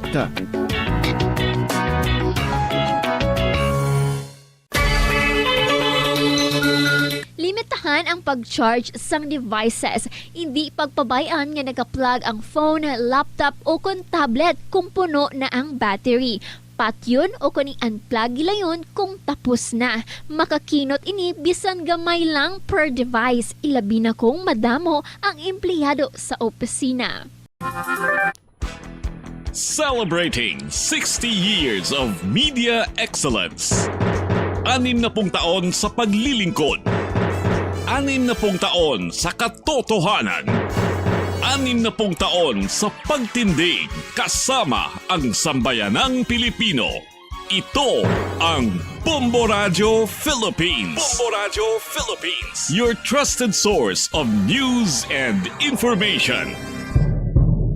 Basta Radio Bombo! Good afternoon sa inyo tanan mga kabombo. It is now 7 minutes after 2 o'clock.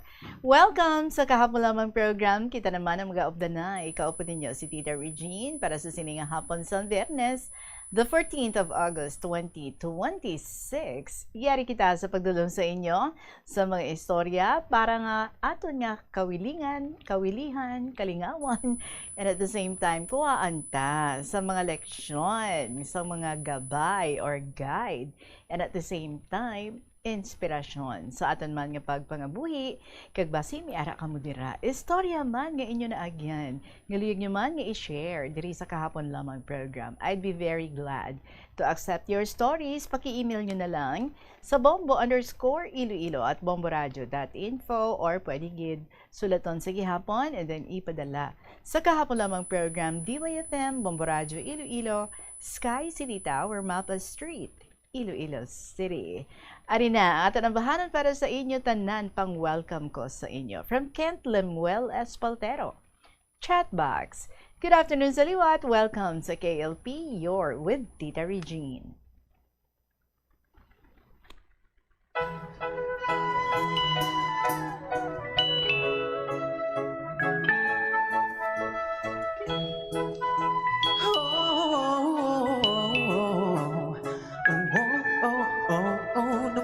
Kang makita ko pa nagduda anak agad baka meron pang mauna di na tumigil sinisid ng gigil lahat ng website inalam at kinikit oh miss oh please kahit lang ng kiss basta wag akong tinitiis pansinin wag itinin pagtutunday sa bukid pagmamahal ko iyong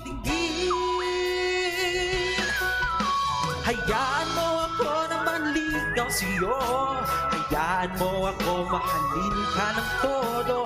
Huwag magkalilangan ako'y di lilisan. Matagalan man, nandito lang maghihintay sa'yo.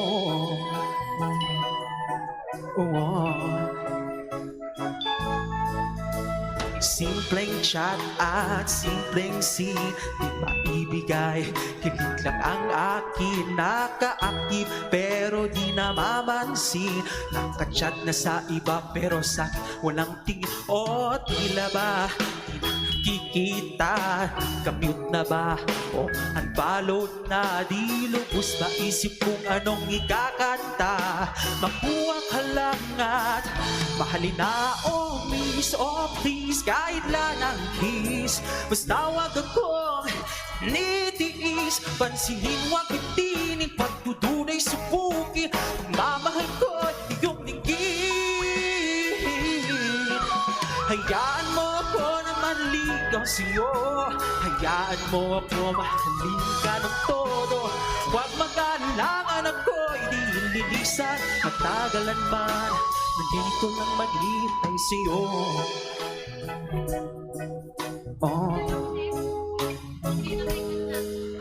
martira man ang sabi na pero smile mo lang ako'y masaya di mo man piliin at least mapansin sa memories kinikilig pa din hayaan mo ako na maligaw sa'yo hayaan mo ako mahalin mahalikan todo. Huwag mag-alinlangan ako, ibisan, matagalan man. Hayaan mo ako na manlingaw sa'yo. Hayaan mo ako mahalikan todo.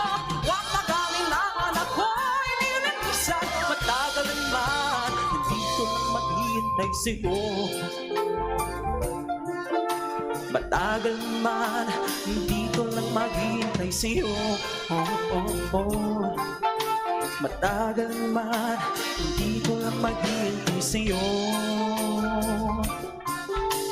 Matagal man, dito lang maghihintay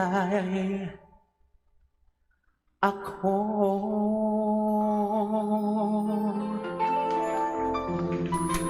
That's right. Ako din maghihintay. Maghihintay ng mga letters ninyo para sa KLP. So write your stories now and then you send. Diri sa kahapon lamang program. 12 minutes after 2 o'clock sa kay Mr. MSS ng Quezon City. Please be ready. By tomorrow, mag-interview kita sa imo. And we know we're going to have it through video call. So, preparar. Palihog. Ari kita sa yung first story sa sininga hapon. From Mamang sang Agtabo, Pasig City. Mahal ko nga Tita Regine.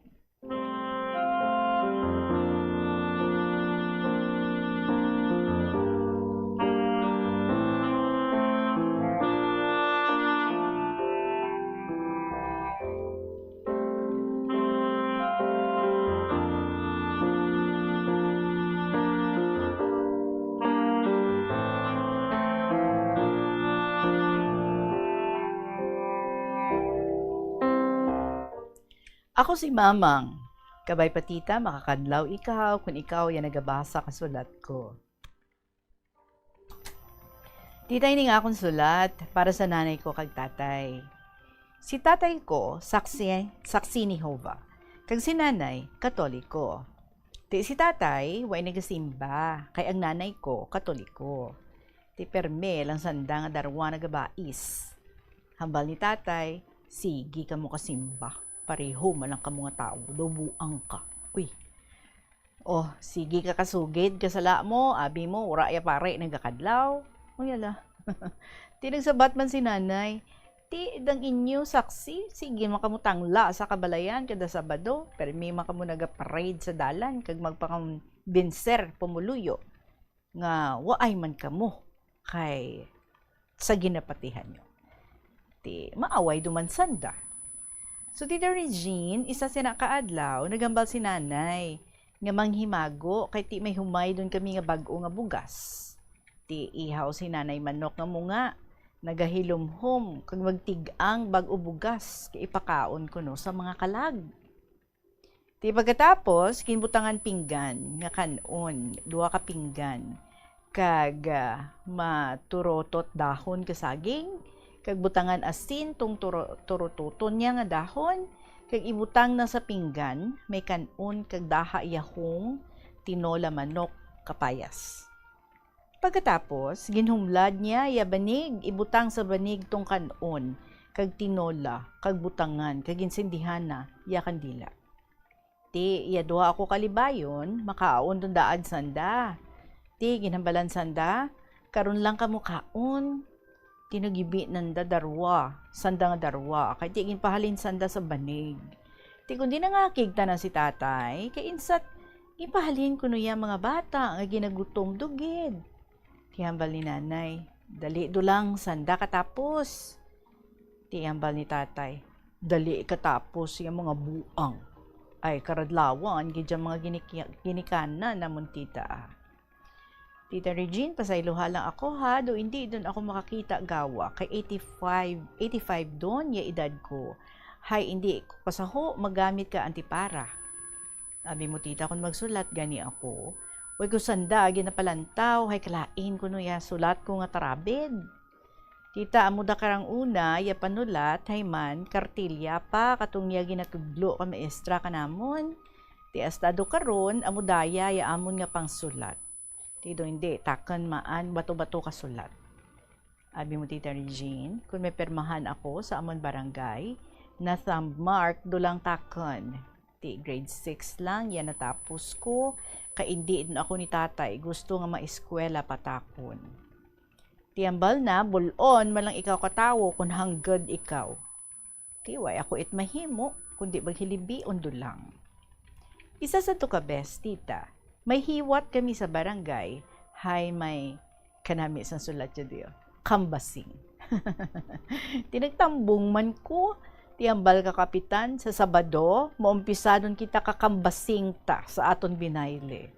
Tinagpasugot man niya pumuluyo.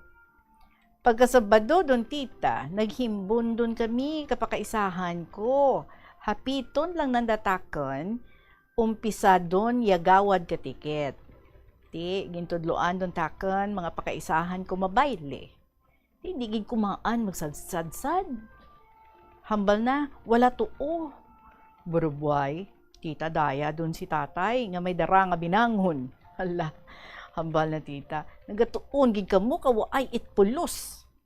Insaw ay kami magdinalagan pa uli. Pag abot namon sa balay, hamba ko sa mga pakaisahan ko, dali kamo, mapatabon kita katabungos. Kag magutoy-utoy kami kakadlaw.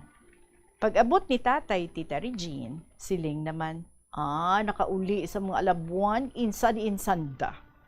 Tinagdalagan man sanda, pagkakita ng daknakan. Why si tatay kamaan, sige, gidya pangalot namon, ay kinatlan kami kagurok kaparay. Hasta na lang diri, tita Regine, from Mamang sa Agtabo, Pasisiri. May poem, si Mamang, ang tigolo sa bukid nagdako.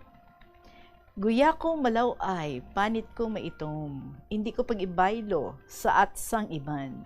Bisan ako imol, nga waay itmanggad, kung kami may utang, kami man ang nagabayad. Si nanay si tatay, sila hindi ko pabayaan. Bisan kami imol, nga waay itmanggad, apang nagatuman kami sang amon hinambalan. Anhon mo ang alam kung waay ikaw it pinanilagan. Bisan mo ay ikaw it alam kung ikaw nagatuman ikaw sang imo hinambalan. Ako ining tinugang bukid noon, way nagasapak, amon sang lalaki, ang ginapanungdom sa adlaw kagabi, solo ang pagkaon, kag mga trabaho. To tita, diri na lang anay, ang akong binalaybay. Kag kung, binalaybay gali. Kag kung may kulang, imudugangan. Kag kung may sobra, imubuhinan. Salamat gid nga madamo sa pagbasa mo sa akong binalaybay, nga waay it kaputihan. Okay man, Si Mamang sang Agtabo, Pasisiri.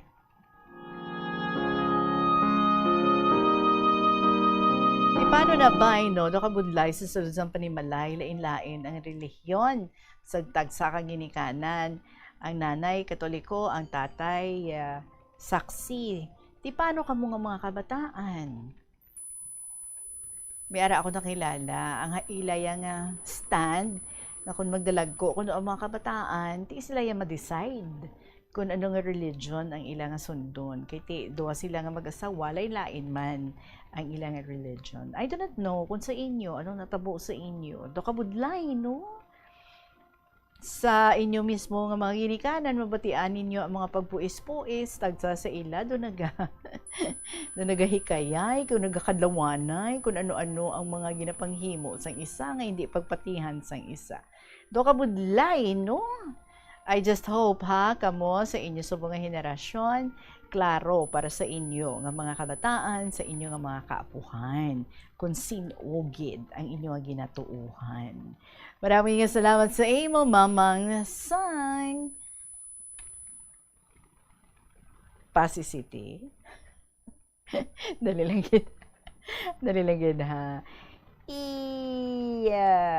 Okay. Okay. Correct ako, Si Mamang sa Agtabo, Pasig City. Thank you very much. Di kagili pag sugtan sa do sa imo nga tatay nga magbayle. Pero nagdesider gid nga magbayle. Anyway, I hope nag-enjoy ikaw sa imo nga teenage life, sa imo nga pagkadalaga. 2:20 ang aton nga oras. Magapabalik kita with more stories para sa inyo. Ini ang KLP, kaupo ninyo si Tita Regine. Magabalik kita. Swerte sa palengke ng Bombo Radio at Star FM Drop Boxes ay matatagpuan sa mga sumusunod na lugar. Farmasya Fortuna, Poblasyon, Leganes, Iloilo. Queen Bank, Zaraga Branch, Zaraga, Iloilo. ENS Store, Bangga Abante, Zaraga, Iloilo. Neats Bakery, Aurora Street, Dumangas, Iloilo. Bedurias Minimart, Barotac Nuevo Public Market, Barotac Nuevo, Iloilo. Pototan Farmers Multipurpose Cooperative, Old Public Market, Pototan, Iloilo. Suerte Enterprises, Zuliesta Street, Poblasyon, New Lucena, Iloilo. Eskwelahan ang pag-practice ang good manners and right conduct ang makabulig sa paghimo sang positive, respectful environment para sa pagtuon. Nagapakita ini sang pagtahod hindi lang sa mga manunudlo kundi mangin sa imo mga classmate kag sa school community. Mag-abot sa eskwelahan on time. Ang pag-abot sang late sa klase kag sa aktibidad ang nagapakita sang kakulang sang respeto sa oras sang iban. Magpamati sa imo maestra o kun maestro samtang nagadiscuss ang lesson kag sundon sang maayo kun may yara sang instructions. Tawgon nga ma'am o kun sir ang imo teacher o kun staff. Kun may pamangkot, ibayaw ang kamot, agud mahatagan ikaw sang kahigayunan nga makasabat. Maggamit sang please, thank you. Balik na kita diri sa kahapon lamang program kag basahon tan sulat ni Lolo Mike sa 2nd District of Iloilo. Dear Tita Regine.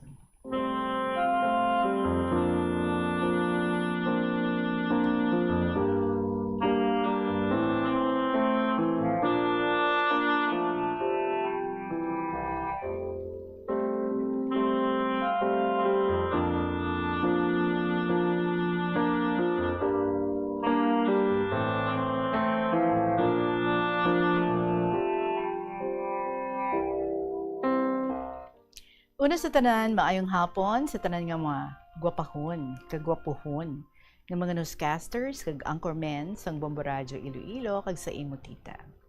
Ang akong sulat, parte sa kabuhi ni tatay. Si tatay, isa siya ka pinamataan. Natabo ini sa napreso ang bana sang nanay ni tatay sa isa ka ilimnan sang tubaan sa amon barangay.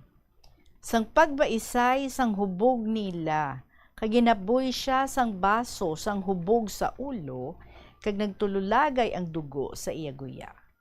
Gani sang iya nakita ang dugo nga nagatulo sa duta, nagpalang dulom ang panulok sang bana ni Lola. Kag sa hinali, iya gingabot ang jungle bolo nga nasukbit sa iya hawak, kag iya ginbuno ang tawo. Kag sa pagkikita sang tag-iya sang tubaan, sang natabo, nagsinggit siya. Magtawag sang tanod kag pulis, kag pag-abot sa mga tanod kag pulis, ginpangdala sila nga duha sa hospital. Tita pag-abot sa hospital, gindeklarar sang doktor nga dead on arrival ang ginbuno. Tita parte sa bana ni Lola, gintahi ang pilas sa ulo sini, kag gindiretso sa prisuhan sa munisipyo sa Banwa. Gani tita, nagka-problema ang nanay ni tatay. Gani nag-apply siya bilang isa ka kabulig sa sulod balay. Kag nakaobra siya sa isa ka ex-mayor sang Banwa. Kag tita, kada weekend lang ang iya nga pagpuli para magdulong sa iya kabataan sang ila kinahanglanon sa ila panimalay. Tita nagdugay ang pag-obra ni Lola sa iya amo. Sang ulihi tita, natabo ang nanay ni tatay sa iya amo. Kagamo ini ang kabangdanan, nga natawo si tatay, kay nagbusong ang iya nanay. Tita ang ngalan sang amo ni nanay, ni tatay, bale, Espino ang apelyido. Ang ngalan naman sang bana ni nanay, ni tatay, Ergen ang apelyido. So tita amo ini ang problema sa makabataan sa ilang resume. Tita kahibalo ka, ang akon nga baptismal, Espino, para hindi madula ang apelyido ni tatay nga Espino. Si tatay, amo ini siya ginabusong sang nanay ni tatay sa iya amo nga ginaubrahan. Tita, sa pag-eskwela ni tatay, ang apelyedo nga ginparehistro sa eskwelahan, ang apelyedo sang bana ni nanay ni tatay nga Ergen. So, Tita Regine, sa ako nag-eskwela na, si tatay ang nagpalista sa akon. Kag ang Ergen, ang akon ginadala nga apelyedo sa eskwelahan. Tita, sa ako nagpangasawa na, si tatay gihapon nagpalakat sang akon pagpakasal. Kag sa amon marriage contract, Ergen sa gihapon. Gani sa pagkatawo sa akon kabataan, mga Ergen ang ila ginadala. Kita na tingala sila nga ang akon apelyedo nga ginadala sa driver's license, Espino. Gani akon sila ginpaatagan nga si lolo nila bata ni Amuni nga Espino. Kay pinamataan ini siya sa nagpangamo siya sa banwa. Gani tita, amo ini ang kasaysayan sang kabuhi ni tatay. Diri ko na lang dulugan ang akong nga sulat. Kay hibalo ako, inabulayan ka sa pagbasa, kag madamo ang correction sa akong sulat. So madamo nga salamat sa imong nga pagbasa. Tita, may idugang ako nga word of wisdom parte sa Biblia.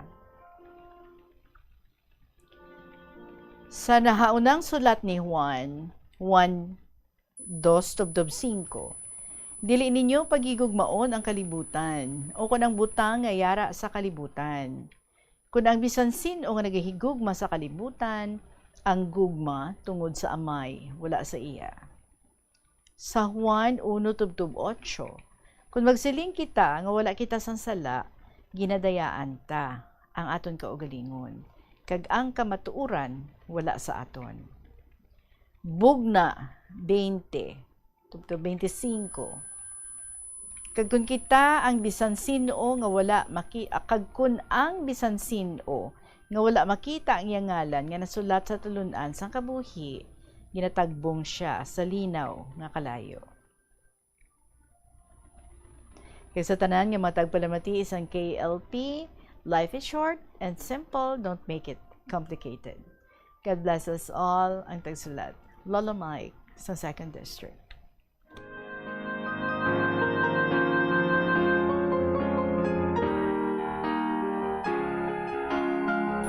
Lolo Mike, salamat gid ha. Gin-explain mo gid diri sa amon kung paano ngati nangin Espino kag nangin Ergen.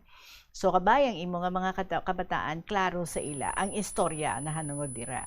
Salamat kid. 2:28 ang aton nga oras. Magabili kita with more stories para sa inyo diri sa gihapon. Sa kahapon lamang program with Tita Regine. Yari ang isa ka praktikal nga paagi agud makakinot sang tubig. Magtanom sa mga native o drought-resistant nga mga tanom, kang isang kahoy, bulak o kon bisan hilamon nga natural nga nagatubo sa inyong lugar.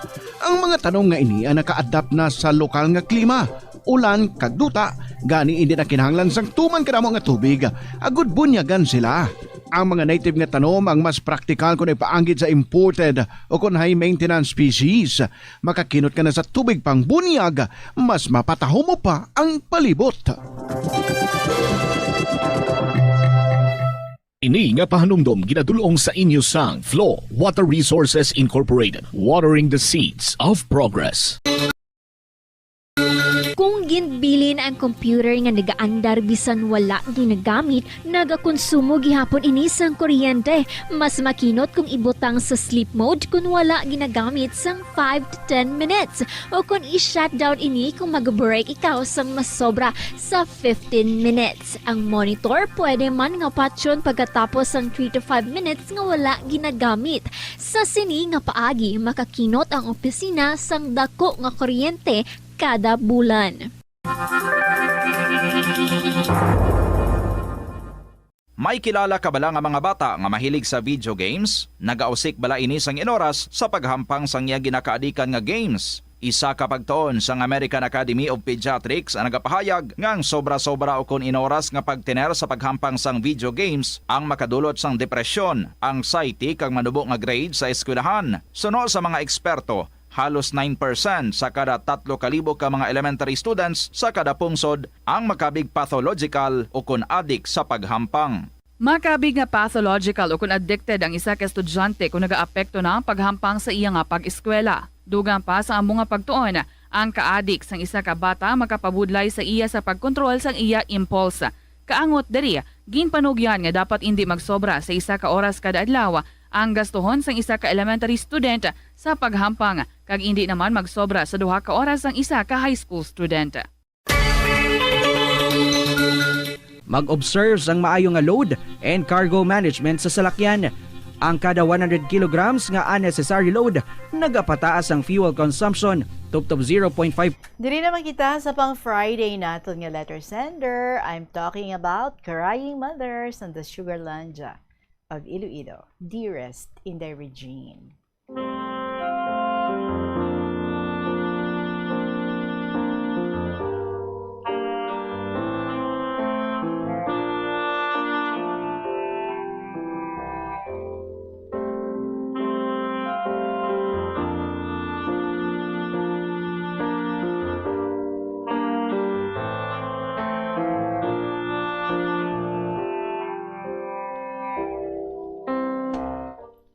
Happiness is not by chance, but by choice. We can choose to be happy by focusing on good things and a positive mindset. The only way to do great work is to love what you do. Passion for you. Work leads to success and happiness. Passion for you work leads to success and happiness. Do what makes you feel best about yourself. Just do the best you can. Inday Reg, panamyaw anay ni Crying Mother sa imo, sa mga letter senders mo, sa mga viewers, kag sa estasyon kanumri uno nga estasyon ang Bombo Radio. So inday jaduman ya isa ka kahapon lamang. Kaakon hinablos sa hashtag nga madre o kon madre di pamilya. Ihinago ko lang tana kay Maria. Si Maria, kamanghuran sa 5 ka magburugto.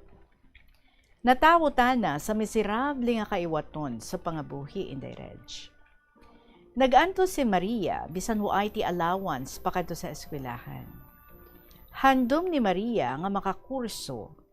Pareho man kaana 3 ka magurang nga nakatapos sa anda pag-eskwela. Waay pa makatrabaho yung mga magurang ni Maria sadto samtang nag-eskwela tana tungod bag-o pa lang gidsanda makagraduate. Gani hindi tana makahulat nga makaluwag-luwag ya ginikanan. Hay masarang nga naman kuno tana nga mag-eskwela bisan waay iti balon. May inugplite lang kontento dun tana si Maria. Nag-high school tana nga kanon lang gid ya ana balon. May tubig lang tana nga dara. May itlog nga tinanok isa ka bilog para dundaa sa igma na. Sa malipot, nag-graduate doon si Maria sa college.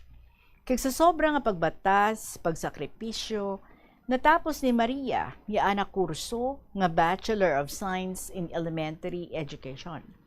Diyalang sa The Sugarlandia of Iloilo Inday Reg. Ginpakita na yaan na ikasarang, pinaagi sa pagpasar sa PRC board exam a year after graduation. Nag-apply tana sa isa ka private school, kag sa kaluoy ka aton Ginoo, nakasulod man tana dayon. Ang private school nga dya, Inday Reg, ginadumalahan ka mga madre. Kag si Maria, nangin marapit sa tagipusoon ka mga madre. Tungod gabutanan man tana nga bata. Simple lang tana magpangbiste, hindi ti madayaw, kag mahipuson nga ugali ka bata. May mga beses nga ginadarata na ka mga madre pauli sa Andabalay sa city. May mga seminars, ginadarata na Inday. May mga pakaisa si Maria nga kunon nga ay maring, basi magmadre do lang timo. Kagakinadlaw da asanda. Samtang si Maria, happy tana, hypermita na ginatauan ka mga gamit ka madre. Sa pihak nga bahin, Inday, may ara ko teacher si Maria sa anda school. Tawgon lang kay Jose. Si Jose may likom gali nga feelings kay Maria. Inday, Sigon nga, ya private school, isa lang ka pa maagi para maka-experience sa teaching. Kay mabudlay magsulod sa public school kung waay ikaw ti teaching experience. Si Jose, may ara dun tana length of service sa private school nga daa. Bale, una tana si Jose sulod sa teaching compared kay Maria. Gani, na-qualify tana si Jose kag nakasulod dayon sa public school. Samtang si Maria, ara nagapabilin nga nagatudlo sa amo gihapon nga institution. Naglipas siya tinuig nga si Maria sige gihapon ya ana sunod-sunod sa mga madre kung sa diin mag-adto.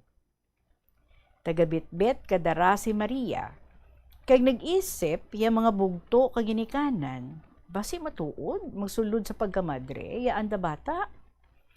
Sobra don duha ka tuig nga nagbulagay sang eskwelahan nga ginatudloan sanday Maria kag Jose Inday Reg.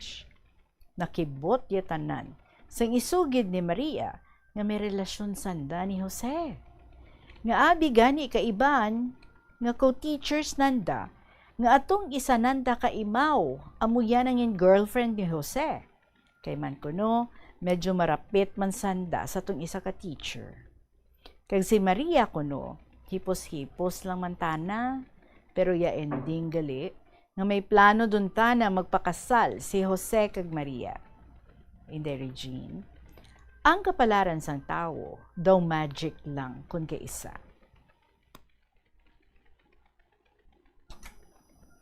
Nag-apply si Maria sa public school kag sa mayad nga swerte na-absorb man tana dayon. Sa malipot Inday Regine, gintalana iya kasal nanday Maria kag Jose nga ginbuylugan kapamilya both sides. Kati parehos dun sanda nga may stable nga trabaho sa gobyerno. Gani, masadya ya anda pagpreparar sa kasal. Si Maria nga sadtuan ay mahipuson, mahuruyon magpakig halubilo sa mga friends na, dukaron, perme dun tana naga-host sa mga school activities. Si Maria nga abisadto kakadaman magasulod sa pagkamadre. Apang sa subong, may anak na nga ginapatuhuyan kapag atipan. Kaupod kay Jose nga anabana.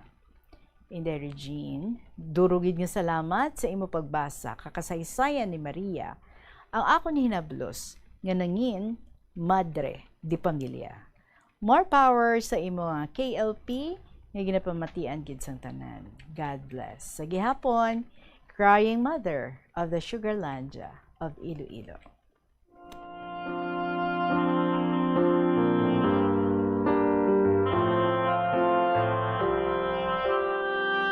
Amo gid na no, kung nagahipos-hipos ang tao, makibot na lang gid ang tanan.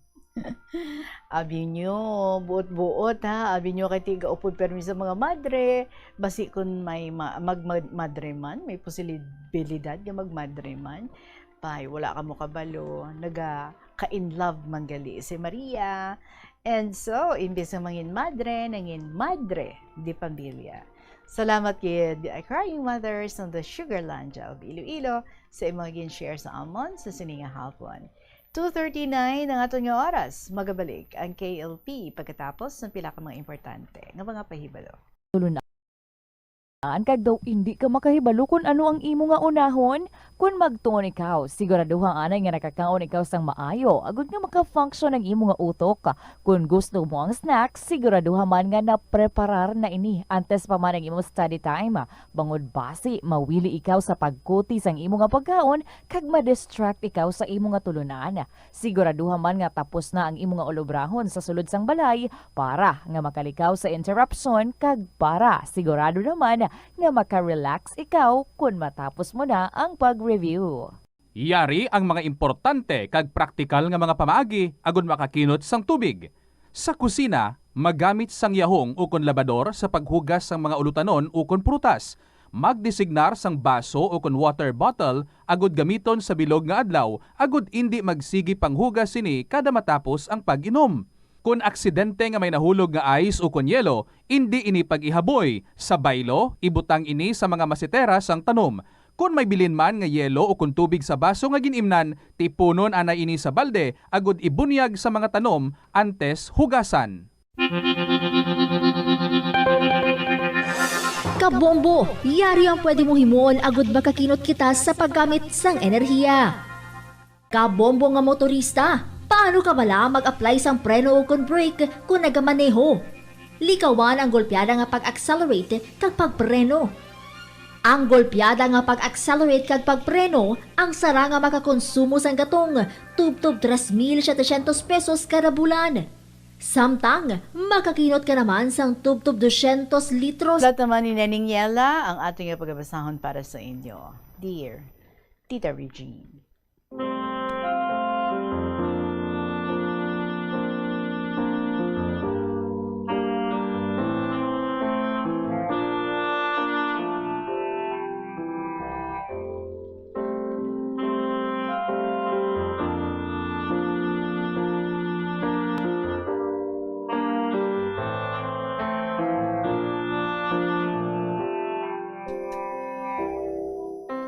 Good afternoon, malipayon nga hapon sa imo Tita Regine, sa katapos ang Bombo Radyo. Maayong hapon sa owner, itaguyod mo po sir ang Bombo Radyo, DYFM para hindi mawawala sa kahanginan. Salamat sa mga reporters, God bless sa inyo, mahilayo kayo sa mga sakuna. 1957, naging katulong ako sa pamilya na ito. 3 ila anak, si Mario, Maria O, at Marita. Mabait sila. Senyorito, senyorita, ang tawag ko sa mga bata. Sir at ma'am sa magulang nila. Si ma'am may mga asyenda kasi nga, mayaman. So hindi ko na matandaan kung ano nga street. Nadumduman ko lang nga malapit sa dating isang grocery store at sa Sagrado nga school. Ngayon, dumahawa na. Wala na dako nga kahoy. Si Sir Attorney, si Mario, nag-aaral ng abogado. Panganay si Mario. Bunso si Marita. Mga high school pa lang ang 2 ka babae. Doon ako natuto ng salita ng Katsila. Tita Regine, kung palagi mo naririnig, kasi mag-utos sila Katsila. Kaya natututo ka. Pareho din ng Chinese na salita. Ngayon, wala na akong alam.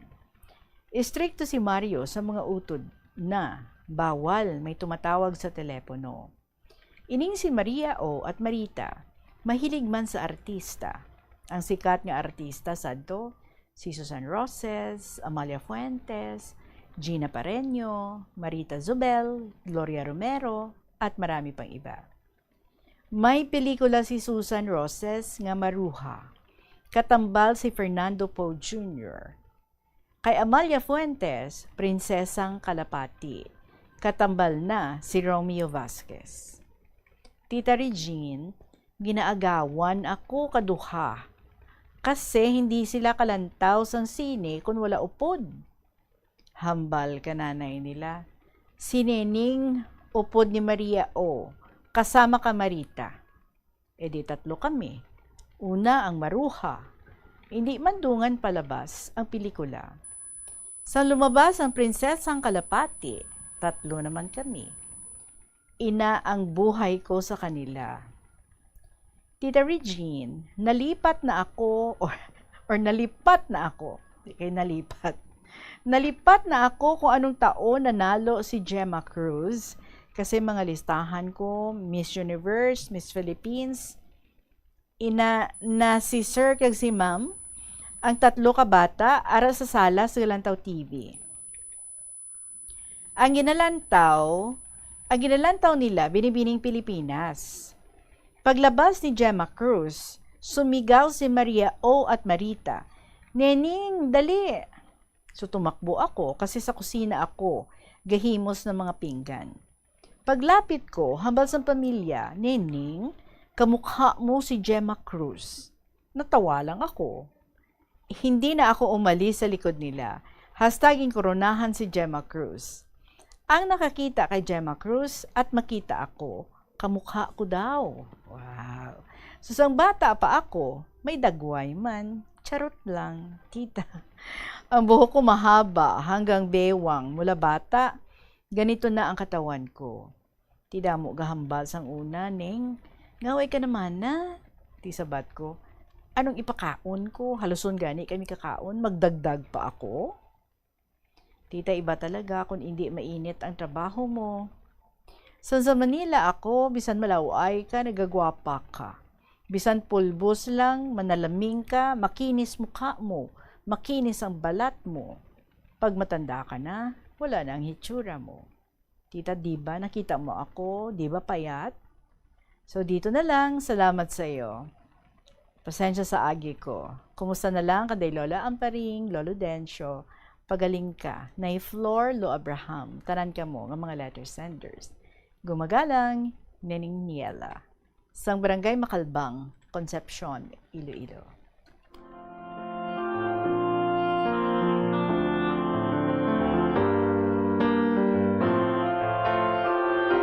Stugit man, no? Slim and tall. Ining si Nening Niela. Ay siguro ang hagyo sang iya goya. Daw hawig-hawigid man sa kay Gemma Cruz.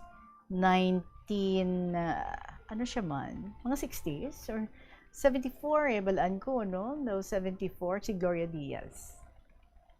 Hindi na ako sure sa kay Gemma Cruz. Anyway, padayon na natin ang pagdulong sa inyo sa makasaysayan diri sa KLP. Sa gihapon ka pa ninyo si Tita Regine. It's 2:47. Magabalik kita pagkatapos lang sa pila ka mga importante nga mga kapahibalo. Ipaanggid sa eskwelahan nga madamo ang tawo, isa ka panugyan para epektibo ang pagtuon sa balay, amo ang pagpangita sa designated area, agud nga matiniran kung ikaw nagasulat, nagabasa o kung nag-review. Pwede man nga lamesa sa kusina o kung sa desk sa sang inyo nga balay, pero hindi gid magigda sa imo nga katre samtang nagatuon. Inibagod nagakatemptar gid ikaw nga magpiyong-piyong, tubtub nga dalayon na ikaw nga matulugan. Siguraduha man nga malimpyo kag organisado ang lugar nga imo ginatun-an. Siguraduhon nga matinlo kag maayo ang kondisyon sa mga appliances, pareho sang electric fans kag air conditioners. Kung puno sang yabo ka mga ini, mas mabudlay sila mag-function gani mas madamo nga kuryente ang kinahanglan para makahatag sang pareho nga kabugnaw. Halimbawa, ang electric fans tinluan ang mga blades kag grill para mas mabaskog ang hangin. Sa air conditioner naman, tinluan ang filters kag i-check ang refrigerant para hindi mauyang ang kuryente kag mas mabugnaw ang hangin nga ginabugas sini.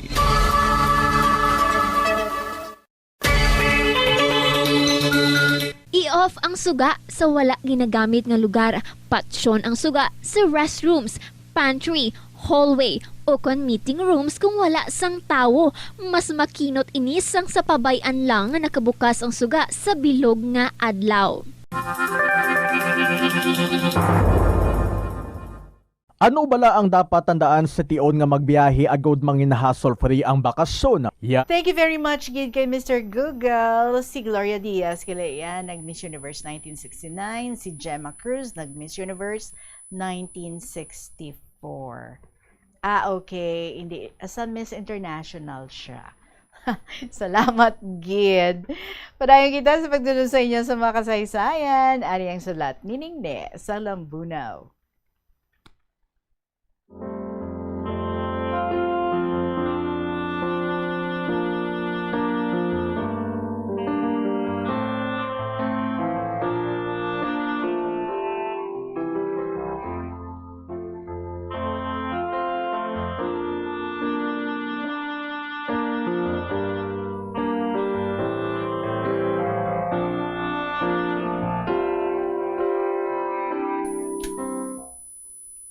January 17, 2026 is today. Maayong hapon sa tanan nga katapos ang DYFM, especially sa imotita, sa akong tanan nga mga classmates sa KLP, kag mga relatives ko, kag mga friends.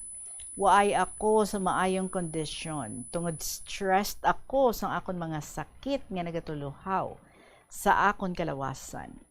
Ang akong operasyon, sang una nga ginbuol ang duha ko katudlo sa wala nga kahig na iritar.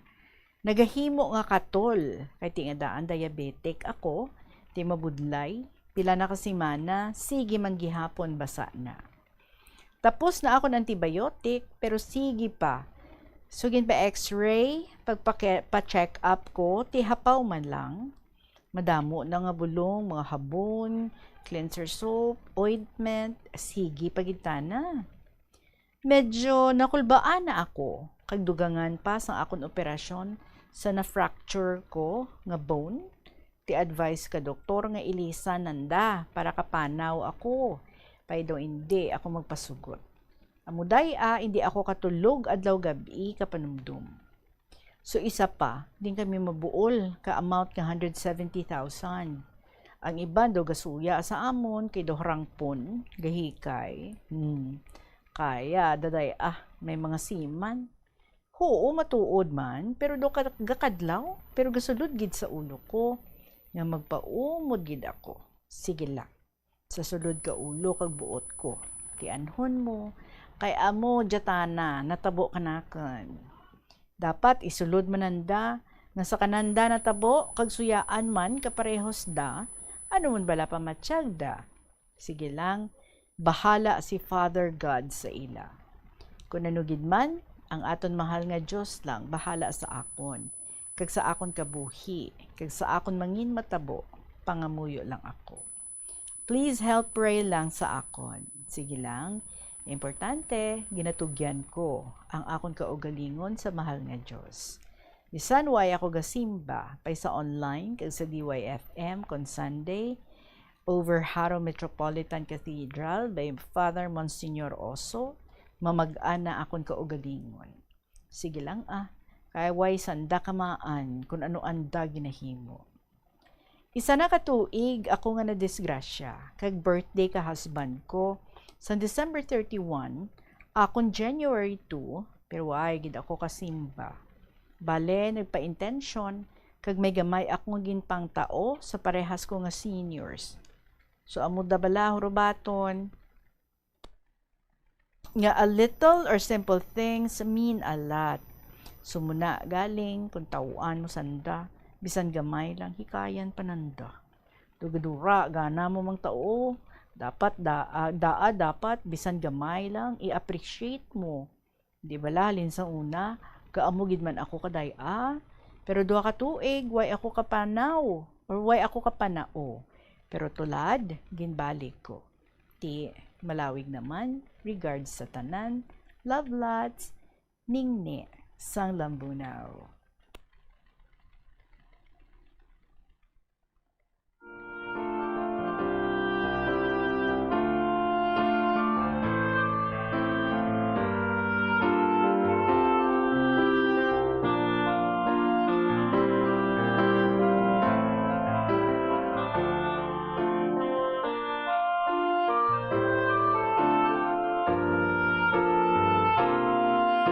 Ningni, correct ka, bay ilang tanda.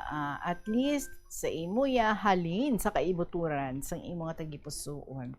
Ang imo sincero nga paghatag, pagpanao sa ila sa mga little somethings.